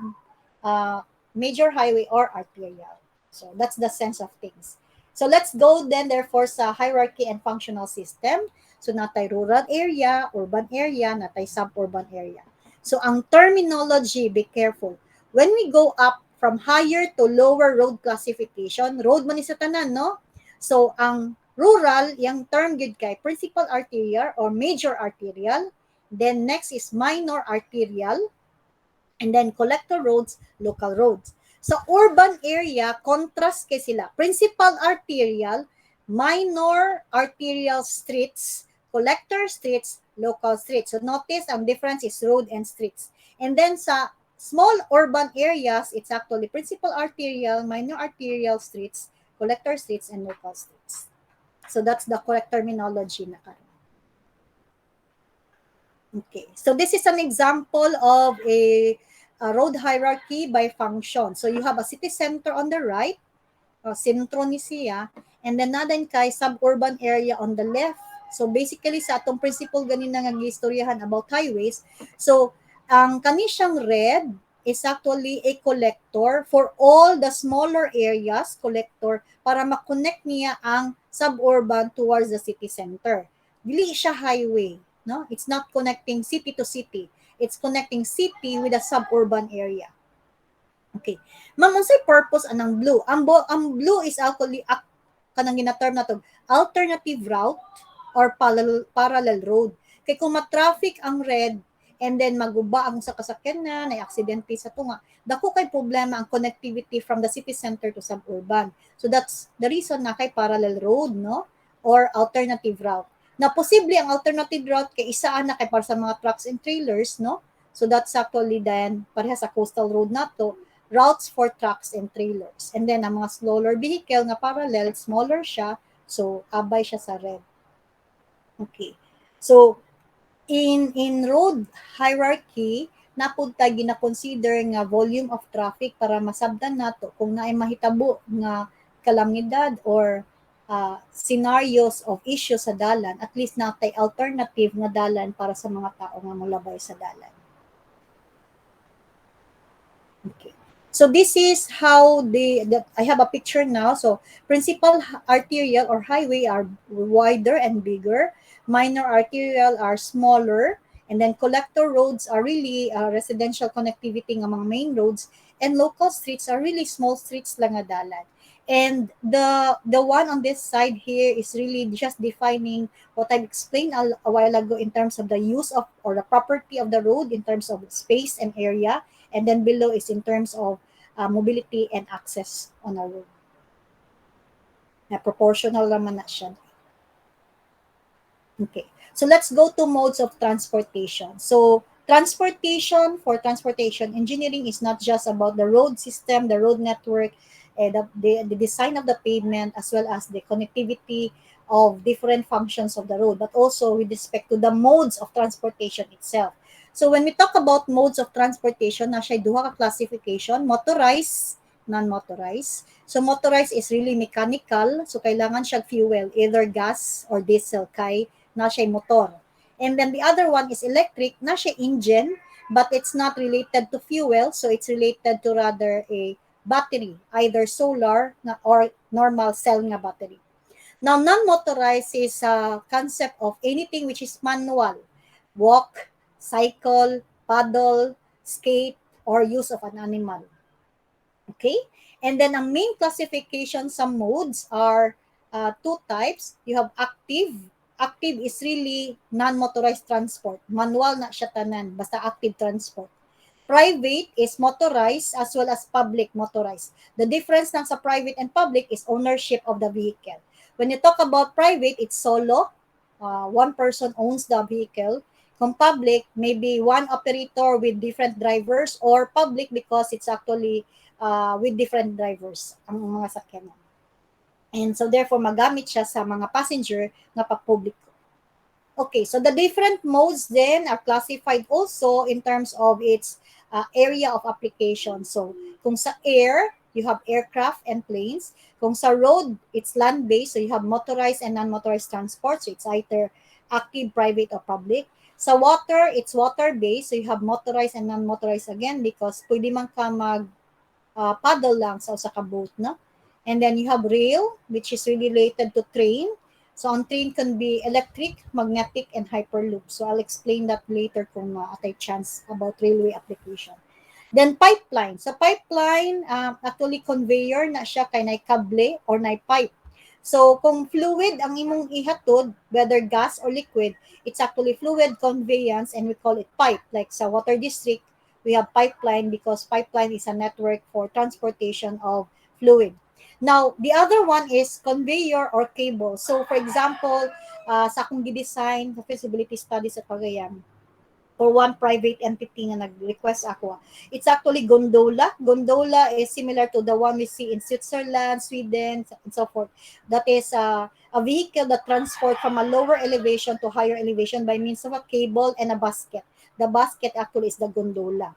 So that being said, natay gondola system sa Cagayan na gusto invest o sa private entity, but unfortunately naigo siya sa COVID, so na-stop ang project.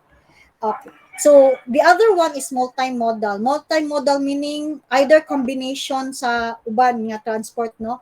That is mix and multi-transfer. So, balik ko na kong example ganina. Ninja van, ang isa ka package nga ihatod from Manila will go for maybe aircraft, airplane transport, and then moadto sa land para i-deliver sa usa ka delivery services.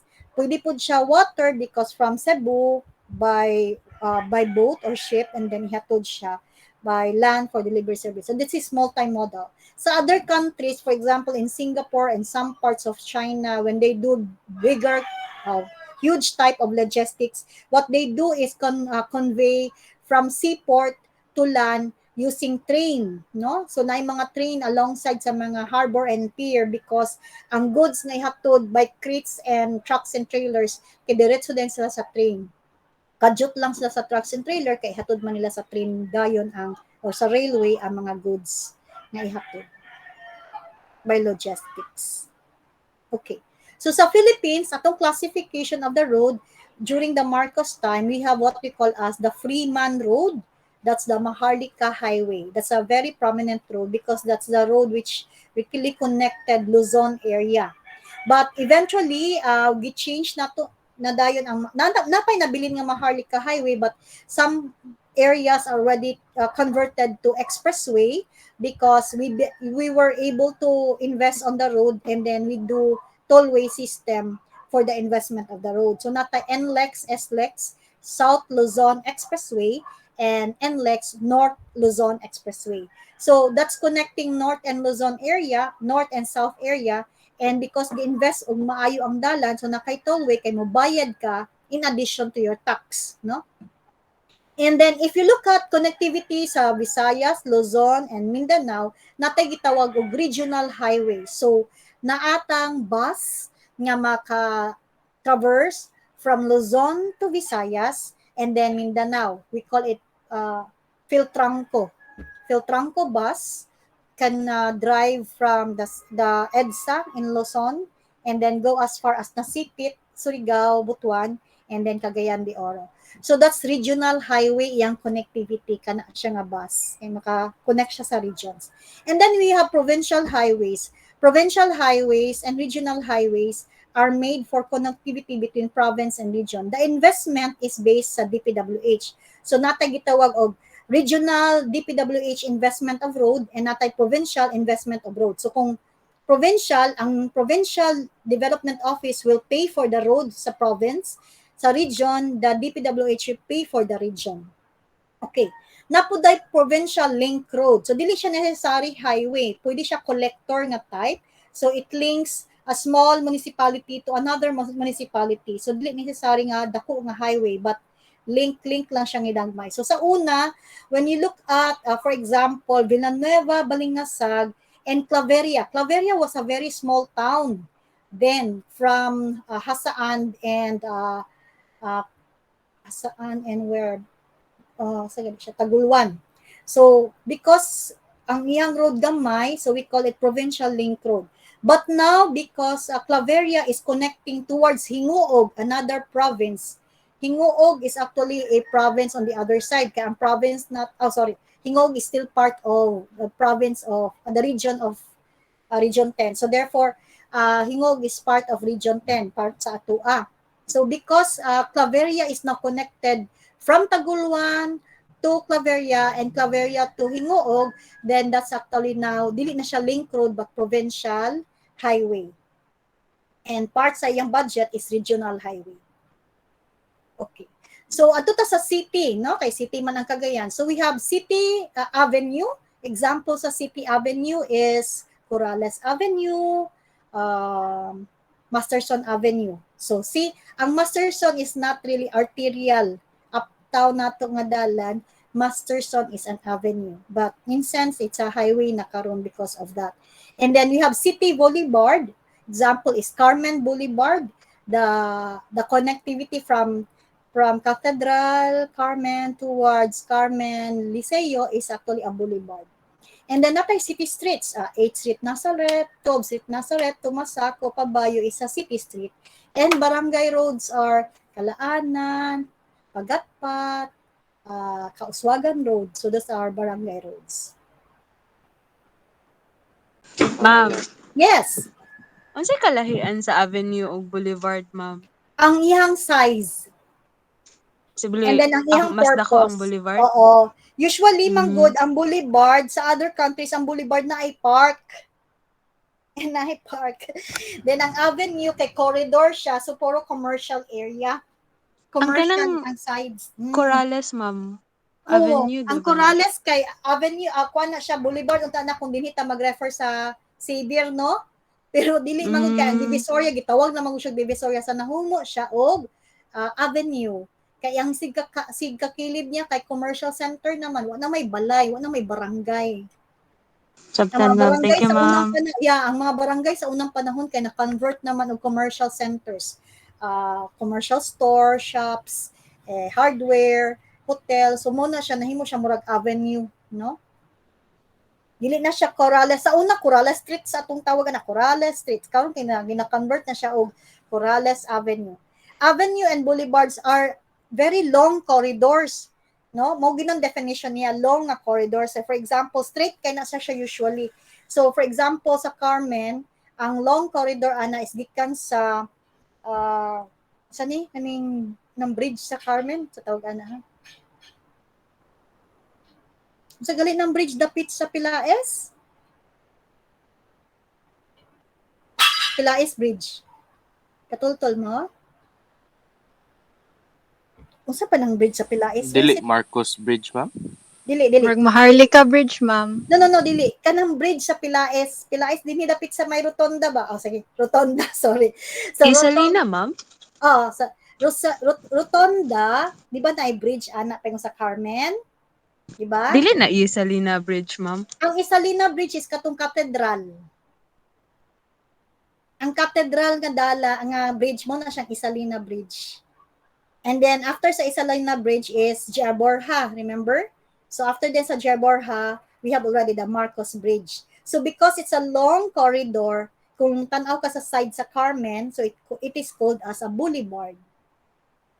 May siguro mas atong makita ng sample sa ubang country kaysa Philippines magud kay distorted kayo ang definition sa boulevard ug avenue parehara sa expressway o sa itong isa ka term na ko expressway and highway bulag kay siya ba pero sa Philippines at least ang expressway gi-define na gyud nga expressway has a tollway at least klaro na siya but sa ubang countries na siya specific identity so nakoy handouts ani dili lang ko siya i-define karon kay mas daghan ako i-explain sa inyo ha but sa akong handouts tuwa dito ngano siyang tawag og expressway ngano siyang corridor and so forth usually ang mga corridor pod wala siya side road kanang walay gagmay nga dalan para diretso ang flow sa traffic nya unfortunately sa Corrales daghan kayo kilig nga gagmay nga dalan no kanang gidagmay nga dalan nga minor roads ang tawag. So, sige. Padayon sa ako ha, para mahuman. Okay, sige. So, let's move on to the other classification based on the Philippine modes of transportation. So, sa Philippines, demarcate na nato ang tulo ka types of modes. You know? Active is basically walk and cycle or bicycling, But now, because na pandemic, we already included katong nag-skateboard, nag-scooter, okay, sa China and some parts of Asia, na sila gitawag rickshaw. Rickshaw, R-I-C-H, si Rick, then si Shaw. So rickshaw is that nakay cart sa likod nga gadala og passenger and then ang gaguyod is tao, no? So that's the old system nila sa some parts of Vietnam and China and some parts of Asia. Rickshaw ang tawag ana. Sa Philippines we do have a cart and a horse. So, ang cart, gadala, dili goods, but rather tao. So, that's a kalesa. Iligan has still kalesa or what we call as karitela. No? Because it's public transport. Kung kalesa lang siya nga private, kalesa siya because inyong kaugalingon nga sakyanan, which is actually a carriage driven by a horse. But because sometimes, like sa iligan, magbayad man ka pampasahero man siya, so gitawag siya karitela. Okay. Now, public transport, we do have bus, jeepney, taxis, and multicab. That's really public because naay musakay, napoy driver. But the vehicle is not owned by the rider, but rather owned by an operator. Okay. For public also, within city center nga short ang trips, we have motorellas, pedicabs, padjak lang no, padjak sa tao, pedicabs, and tricycle. Ay, nga nung galing pedicab. Sorry, ang pedicab is gigamit ang motor, sidecar na motor. So, murag tricycle sa Manila. And then we have tricycad because bicycle nagi-sikad sa usa ka tawo. Nasabtan to or nawala ko? Sorry ha. Motorella, motorcycle nga pampubliko. Pedicab is motorcycle nga naay pampubliko pero sidecar siya. Tricycad kay pampubliko nga sakyanan nga naay sidecar pero driven by a bicyclist or driver na nagpedal og bicycle. Okay. Sa other parts of Asia, we have similar scenario because Asia, gagmay ang dalan, short ang mga trips. So, sa Thailand, we have tuk-tuk. Sa India, we have bajaj. Bajaj mo na makita ni karon sa badyaw sa dalan. Unsa na siya? Kailan mo anang gagmay kay nga sakyanan gikan sa India karon nga murag motorela? Kita mo? Kanang tuk-tuk, ma'am. Oo, tuk-tuk man na siya sa kuan sa Thailand. Pero sa dini sa Cagayan, sa may term nila, oy, badyaw man ang tawag na, bajaj man na siya. Bajaj sa India. Bajaj, tuk-tuk, and sa Indonesia, I think, nakalimot ko sa term. Basta mo na siya, parihara na siya sa itong motorela. Ang difference lang is that ang atong motorela kay murag jeepney na both sides makasakay. Sa India kay sa likod lang siya, no? Nag-atubang sa driver or away from the driver. So depende na siya. But di na lang ko taman kay daghan na kay ko istorya. Ang private na pod, we have cars, pick-up na sakyanan, mga vans, SUVs, nabutay bus, trucks, and motorcycles. Natay gitawag SUV. Ang SUV is sports utility vehicle. Mga example ani ka ng mga dagko nga mga van nga makasulod ang mga sports ang iyang purpose. Golf cart masulod sa likod, picnic para sa family na masulod sa likod. Muna siyang sports type siya, sports utility vehicle. Napuntay Asian utility vehicle nga type. Ang Asian mo na siyang mga multi-cab na atong gipang convert nga magamit nato siya kay nay loading sa likod. Mo siya pick up. So Asian utility vehicle. And then ang mga version na anak karon, pura gyapon siya SUV pero gagmay siya pang Asia nga size. Ngano man SUV nga dili Asia man because sa US dagko ilahang size up kay dagko masag nga tao. Bata sa Asia gagmay man yang sizing kay gagmay man ang mga Asian, so they have it as Asian utility vehicle, mas compact. So an example is CRV. CRV is gamay, so mo siya AUV. AUV, Asian utility vehicle. But for example kaning Crosswind, karaan man Crosswind no, pero Crosswind is SUV, dako gid siya nga size. So, and then other modes you have again air, water, and pipe. So aircraft, watercraft, and pipelines. So adapted gyapon na ta based sa other countries. Nalang tay murag unique sa atong own country. Okay, so transportation engineering then is a branch of civil engineering that is involved in planning, design, operation, and maintenance of safe and efficient transportation systems. Ang focus niya for engineering side is transportation infrastructure, the system, and the technology. While ang other scope niya is really the soft side of everything. Dili siya hardcore engineering. So you have planning, the design, operations, and management. Kasi mag-wonder mo, ma'am, ang design is hardcore engineering. No, naay soft side ang engineering, which is systems design. So that's the reason why marag soft siya na side of things. Now, application-wise, daghan siya applications. You have traffic engineering, intelligent transportation system. Those two are hardcore engineering, no? And then, appeal ang smart mobility. These are hardcore engineering because smart mobility is information, communication, and technology, ICT. Ang IEC, Information Education Campaign. And IoT is Internet of Things. So those are the three hardcore engineering. Pilde ang intelligent transportation systems because it's technology driven. So upat.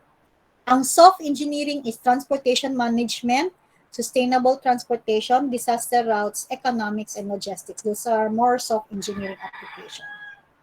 Okay, so transportation engineering for this semester will include transportation surveys, analysis, and application. So sa survey, you have different survey.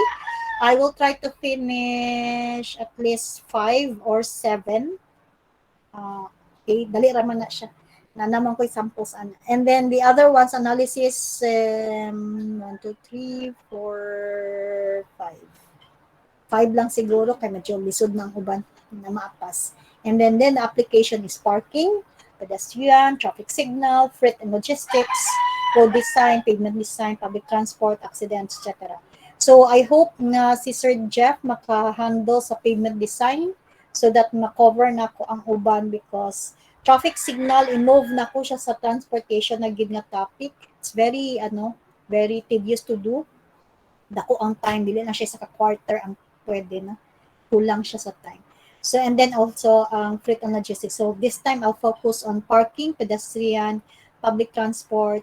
Napalit travel demand. Yeah, dinhi sa tunga natin travel demand. Muna ang focus sa inyong requirements sa CHED for this subject. So, we will have travel demand analysis. That's very important. And level of service, part of the travel demand analysis. So, siguro ka na, no? I will have more than 7 here, then medyo tulo lang siguro din kaya para dito kayo lisod ang subject. So that's all for today, everyone. Okay. Like questions? Kanang one question na, ma'am. Kanang earlier, the bypass road, does it count as alternative roads? Bypass road is actually alternative road. Parallel Okay. na siya, oo. Ngano siya na bypass lang kay instead nga mo parallel siya sa main highway, usually kay mo parallel siya but at the same time mo divert siya so maglahi ang destination sa end, dili siya necessary pareha o destination sa imong main road. So that's the reason with bypass. So ato sa Cagayan, akong pagsabot sa ilang term nga bypass is that gamiton siya sa mga heavy vehicle, more siya para sa atong coastal road, no, nga more siya bypass trailer and truck route siya, no. So that's okay. So alternative siya kung for example ang term yun nga alternative road is not official because we use it as a sense nga alternative road or parallel road para sa main highway. But the more official is maybe coastal road or the one which is called as bypass road. Because some coastal roads are daily demarcated from the main road because moagi siya dapit sa dagat mo na siya coastal. And usually, ang coastal road na to, duha ra naka-function. It's either for scenery and tourism or it's related to freight and logistics. So kung freight and logistics, so parahan na sa ato karon dinhi sa Cagayan.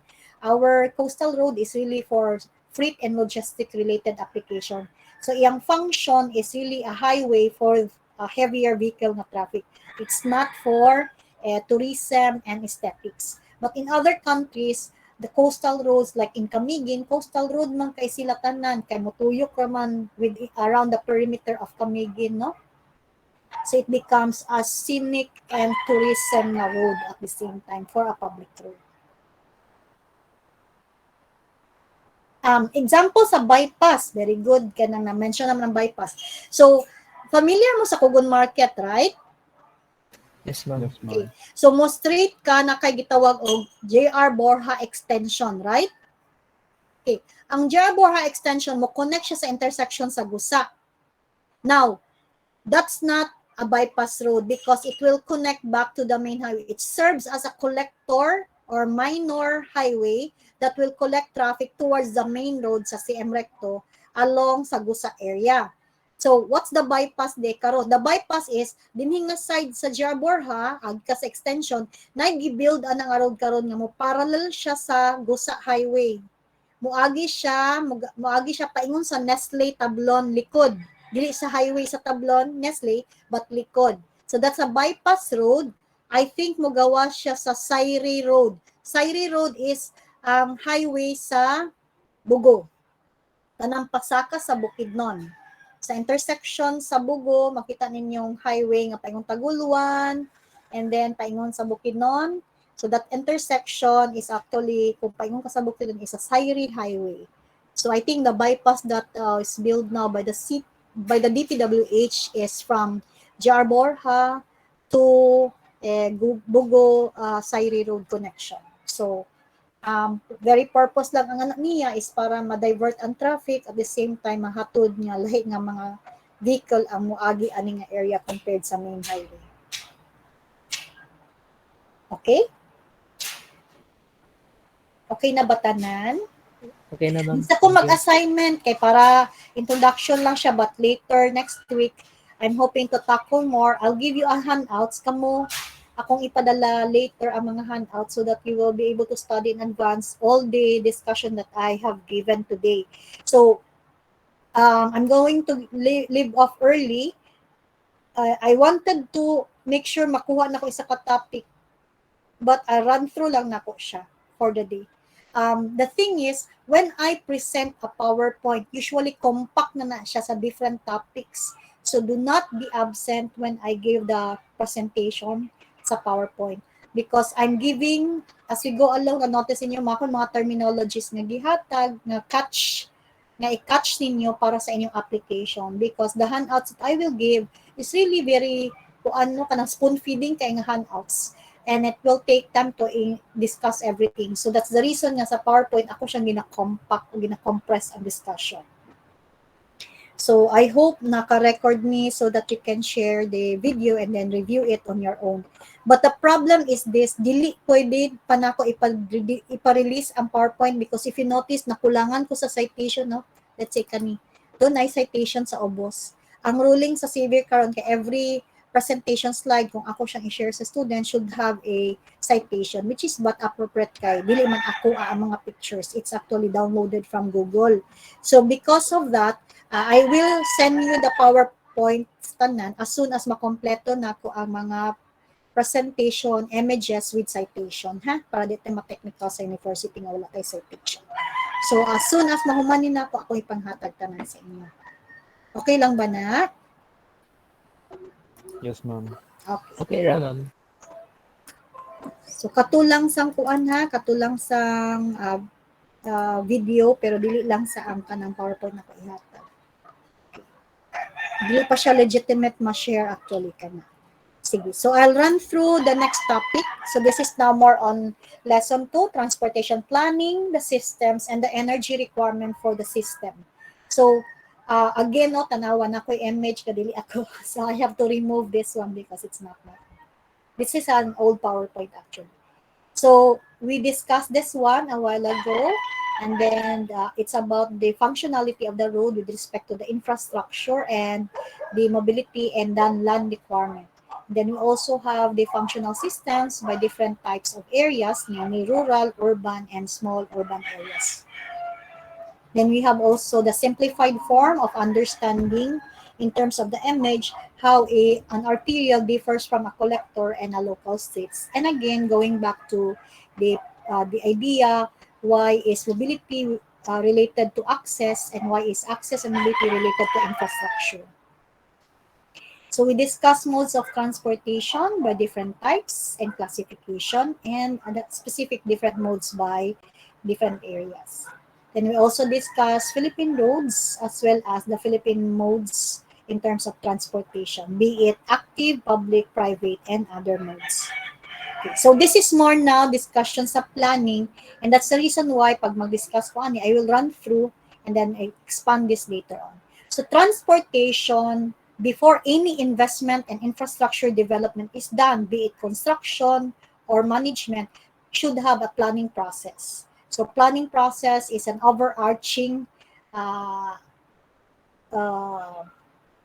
work for or activity for a transportation application. So parehas sa inyong civil applications, mga build mo balay or vertical structure, tendency natay plano, no? Plano na i-drawing na to tanan. That's the same with transportation planning for transportation application. And then sa process niya, so you have a process for the planning, and it's the same with vertical infrastructure. Planning side, we have to submit all the requirements under the office of the building official. The office of the building official will review all the details of the structure na i-build, and then once ma-approve, pa masugod ang construction sa usa ka building. But the thing is, ang investment is sa client or sa owner sa property nga vertical. Sa transportation, dili lang na siya na naka-simple because usually ang transportation system is an investment of a government entity and the stakeholders. So therefore, daghan imong i-involve na tao para ma-approve ang usa ka plano for a transportation system. So magsugod na siya sa planning process sa government nato, and then sa stakeholders nga involved kayo sa padingahanglanon sa dalan. And so therefore, the planning factors will be respect to demand, supply, and the planners itself. And then of course, ang planning goal is that overarching, ma-build siya for a specific purpose ang dalan. Be it for employment, mitigation of congestion, preservation and maintenance, or security-related item. So, transportation system will then involve location, asa siya ibutang, flow, unsa ang agian ang dalan o ang i-build nga infrastructure by virtue of constructing the bridge, the roads, etc. So infrastructure for airports, this is an example. Infrastructure for seaports, for railway, for busway or buses, bus stations, and so forth. And then infrastructure for a very simple road facility.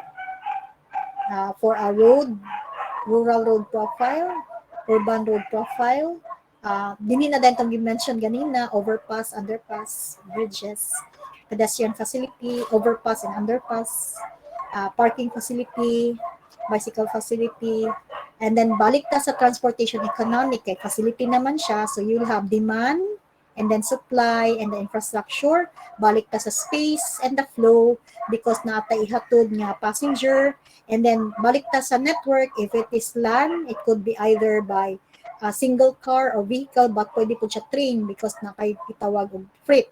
So it's related to networks and nodes na dayon. And then we talk about systems and energy because ang usa ka transportation system, maybe land, water, and air or maritime, will involve a certain degree of energy requirement for it to function. So especially when we talk about system na technology, kailangan siya kuryente. Kung na siya kuryente, pwede po siya fuel.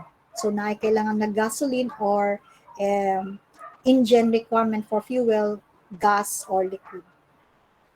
So then we talk about transportation energy demand. So ang demand sa transportation, daghan siya application, no?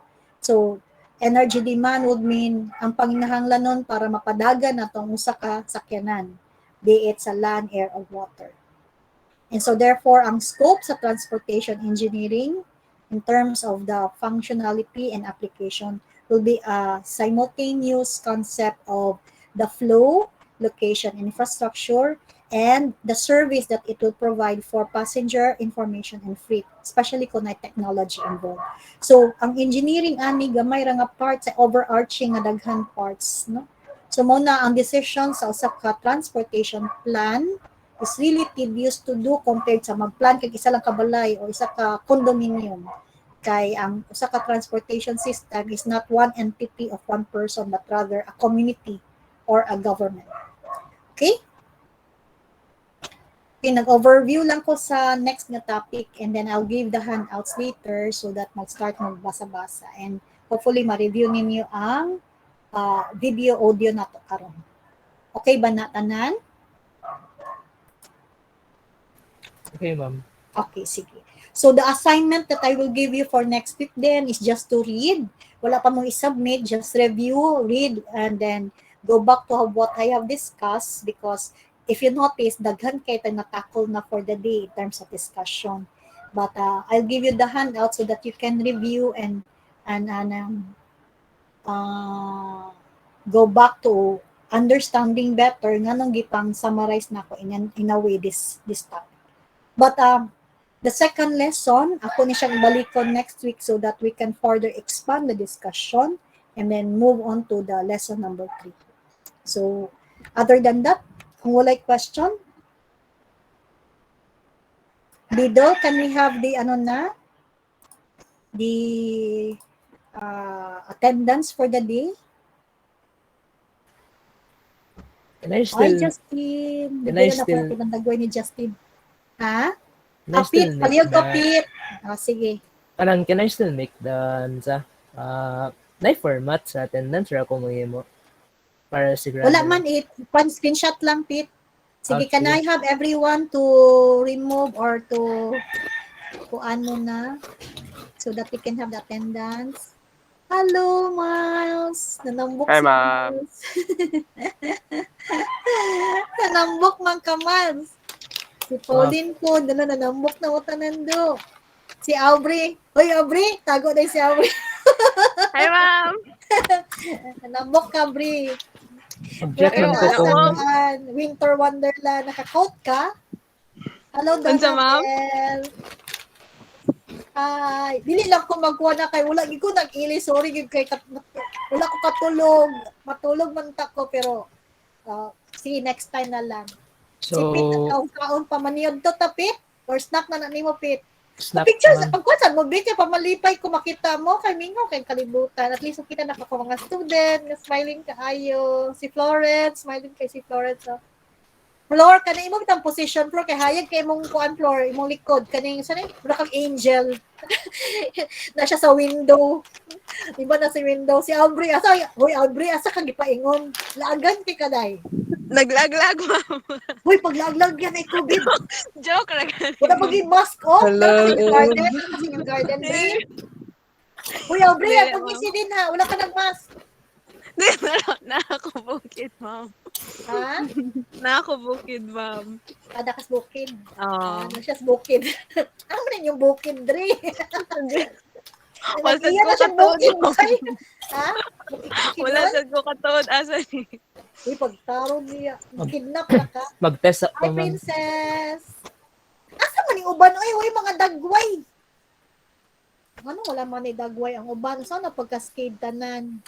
Pit, i-cascade sa tanan, Pit. Para makita na ko tanan, Pit. Oh, nagawa na si Elvin. Ha? Nagawa na si Elvin. Wala siya picture. Dili siya mga attendance kayo. Ato, sulod Nana siya. siya. Uy, Elbren.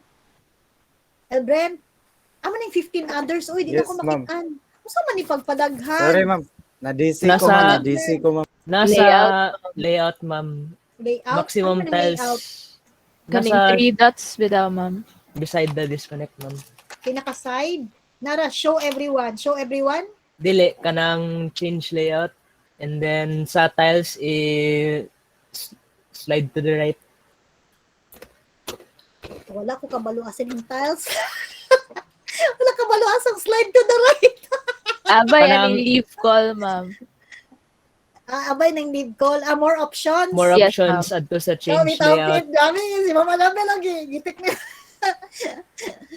Okay, so change layout into tiled. Tama? Tile dayon Yay! maximum Para tiles sa display. tanan. Hi, Parang maximum Lois. tiles is Nagbalbas Hi, naman ka, ma'am. Lois. Ano Lagi, kay ma'am. nagkang problema kay nagbalbas naman ka mga kag Muslim. Okay. Joke. ready na. Uy, na dili ma-appeal. 8 others kinsa pa man ni. Ako pa ni Italbi. Full. Dili di full screen. Mura. Taman na kang Runel, kang Val. Hi, Val. Serious kay si Val. Adjust, Bakit? ma'am. Kanang adjust imong tiles. Adjust Kanang ang nice tiles. slider. Nice slider sa change Wala layout ka option. slider, uy. Ay, ito slider. Yehe, kita na ko. Okay, good. Tora tanan. Yes. Thank you, Lord. So, I'll take it na, ma'am. Thank you kay Pit. Kabalo na din ko. Hindi mo kabalo sa Google Meet. Grabe. Okay. Jurassic kasi 1, 2, 3. Smile. Sorry, kay Jurassic kasi mamana ba. Hi, Janine. Puti, ni Janine. Ay, wala na kang inchik dyan. O si Waymar, Aside, wala si ma'am. Waymar. Di makitaan. Si Maylan, si Carly. Asa i-send, ma'am. Ay, imo na i-keep na kay para sa kuan kanang manungta na si Dean pag abot sa org card nga points. Pauline, tagan na si Pauline o dagan dito. So Pauline, asa naman ka? Puro Then, kay Pauline o si Jeff. Hoy Jeff, sa man Jeff? Hoy, Cesar, kagwapo sa imong hair. Afro ka siya. Aloy, nalipay ko, nakitaan mo tanan. Manana, ma'am. Oo, manapit. Sige na, Wala. taas mo na tong time. Chika-chika lang. Hi, Ken. Serious kay si Ken gyapon, oh. Tsada kay wall ni ang tsada kay wall ni mo, Ken. Kay more siya tiled nga. Usan na kanang art kanang wallpaper na siya, Ken. Uy, Ken, wala ni pingog. Ah, naputol na si Ken. Or nag-disconnect siya. Or nagputol yung disconnect internet. siya. Cesar, pila na katuig imong buhok? O pila na ka months tuig? Oh, tuig na na. Lagi kay gwapo yung hair, oh, afro. Unique kaayo ba? Natay unique ka student. Sus now, tatay ko hoy chance mag face to face.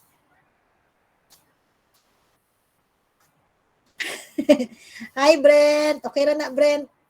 Halfway na sa imong ulo makita. I'm sorry. Evil kasi mo, Annabelle, kaya wala ko na bakit. Next week ako mapakita. Sige guys, next week ako mapakita. Kanagwapa kong signal. Hoy, Milan, pagamay sa gamay, may kadako na kay kami. Ayaw, ana, ma'am. Ayaw kay imong chicks, so, na kaayo. Ay, nanambok, mamutanan, mga girls. Ay, si Carla o si Donabel, wala na nambok. Si Janine Pod, pero si Ilreng, si Aubrey, si Hila na nambok. Healthy. Okay, pag-study mo ha, si Princess, wala po na nambok, sakto lang. Pag-study mo ha, para sa class, natay calculation, so maghatag lang kung Excel daan. Hi, Justin! Mingaw kasi Justin yung. Jazz! Pag tingong-tingong sa Jazz. Oh, very good. Bumilong na si Jazz. Nana si Pauline, nanambok po si Pauline. Hi, Pau! Ay, ma'am. Paniwang na lagi ko. Dili, it's a good thing manambok ta, pero careful lang buta manambok kay, di ba? It's not healthy and may COVID, so we have to exercise. Labi na kagaingkod rata. So Ma'am Annabelle, kagagarden man ko, so I go out most of the time para lang yun maka-exercise kay the whole period. Sige lang, storyag din, storyag admin, storyag students. Hala, sige na kung ingkura, nanambok na kong samput. May pa si Aubrey, Lois, ma'am. nanambok. Ikatawa si Lois. Lois, nanambok na yung sampot, Lois. Oo, ma'am. May pa si I'm Aubrey, happy ma'am. to see everyone. By the way ha, rule of thumb na ko, 45 minutes mo, sulod mo, late na mo sa ako, so I will not entertain allowing you to get in. So, malate mo, 15 to 30, it's acceptable for me. Kung malate mo, and then, kung dili mo malate but you cannot come in, you kindly advise Pete kung unsa inyong problema, be it kulay kuryente or pangit ang signal, so that i-advise mo na ako sa lain schedule, sa lain class. This class is Monday, Thursday, 1:30 to 4:30. And the other class is Tuesday and Thursday. Tuesday and Friday. Ang isa ka section, E2 is 9 to 12. Ang E3 is 1:30 to kuan gyapon, 4:30 sa hapon. But the day is Thursday and Friday.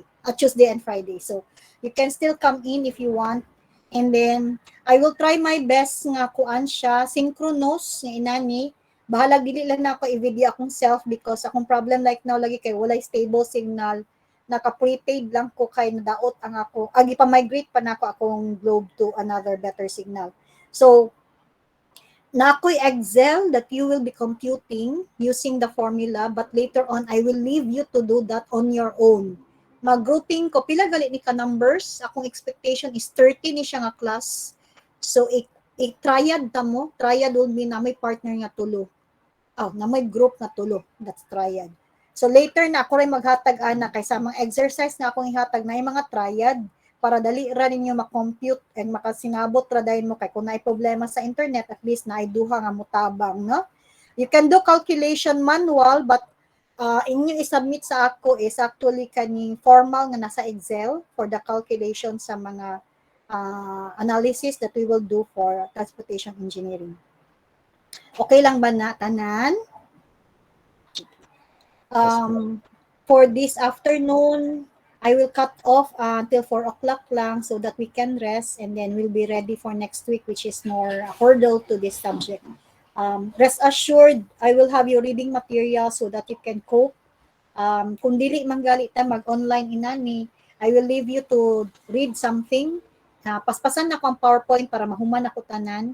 I will have you to read something and then para after puro na dandahin mo submission of mga requirements. Okay? So as I mentioned a while ago, my PowerPoint is used for discussing the topics at hand, but ang most likely is you will have to read and do the calculation in Excel and then in document format.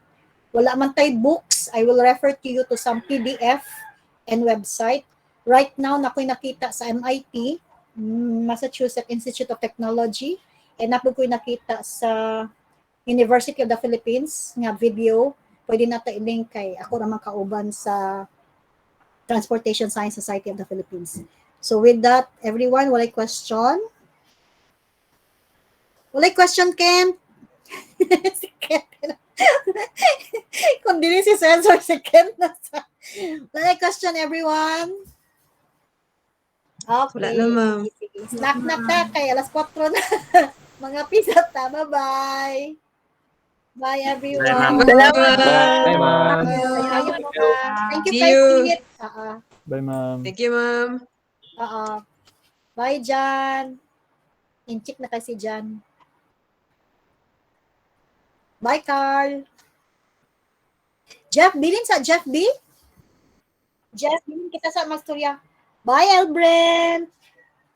Ulo naging ka, Brent. Grabe na gid. Hagtang na may makita sa imo. Sa manay. Na igang manggog ka ma'am, mao nang nagpa-upa sibay lang ba? Okay. Okay, Pero bye ang ma'am. imong screen kay ibabaw ra kaayo. Akong gituyo ma'am. Gituyo nimo. Okay. Yes ma'am. Bye ma'am. Bye-bye. Okay, Jeff. Jeff. Nanawag si Pauline, wala na ako entertain. Ano to?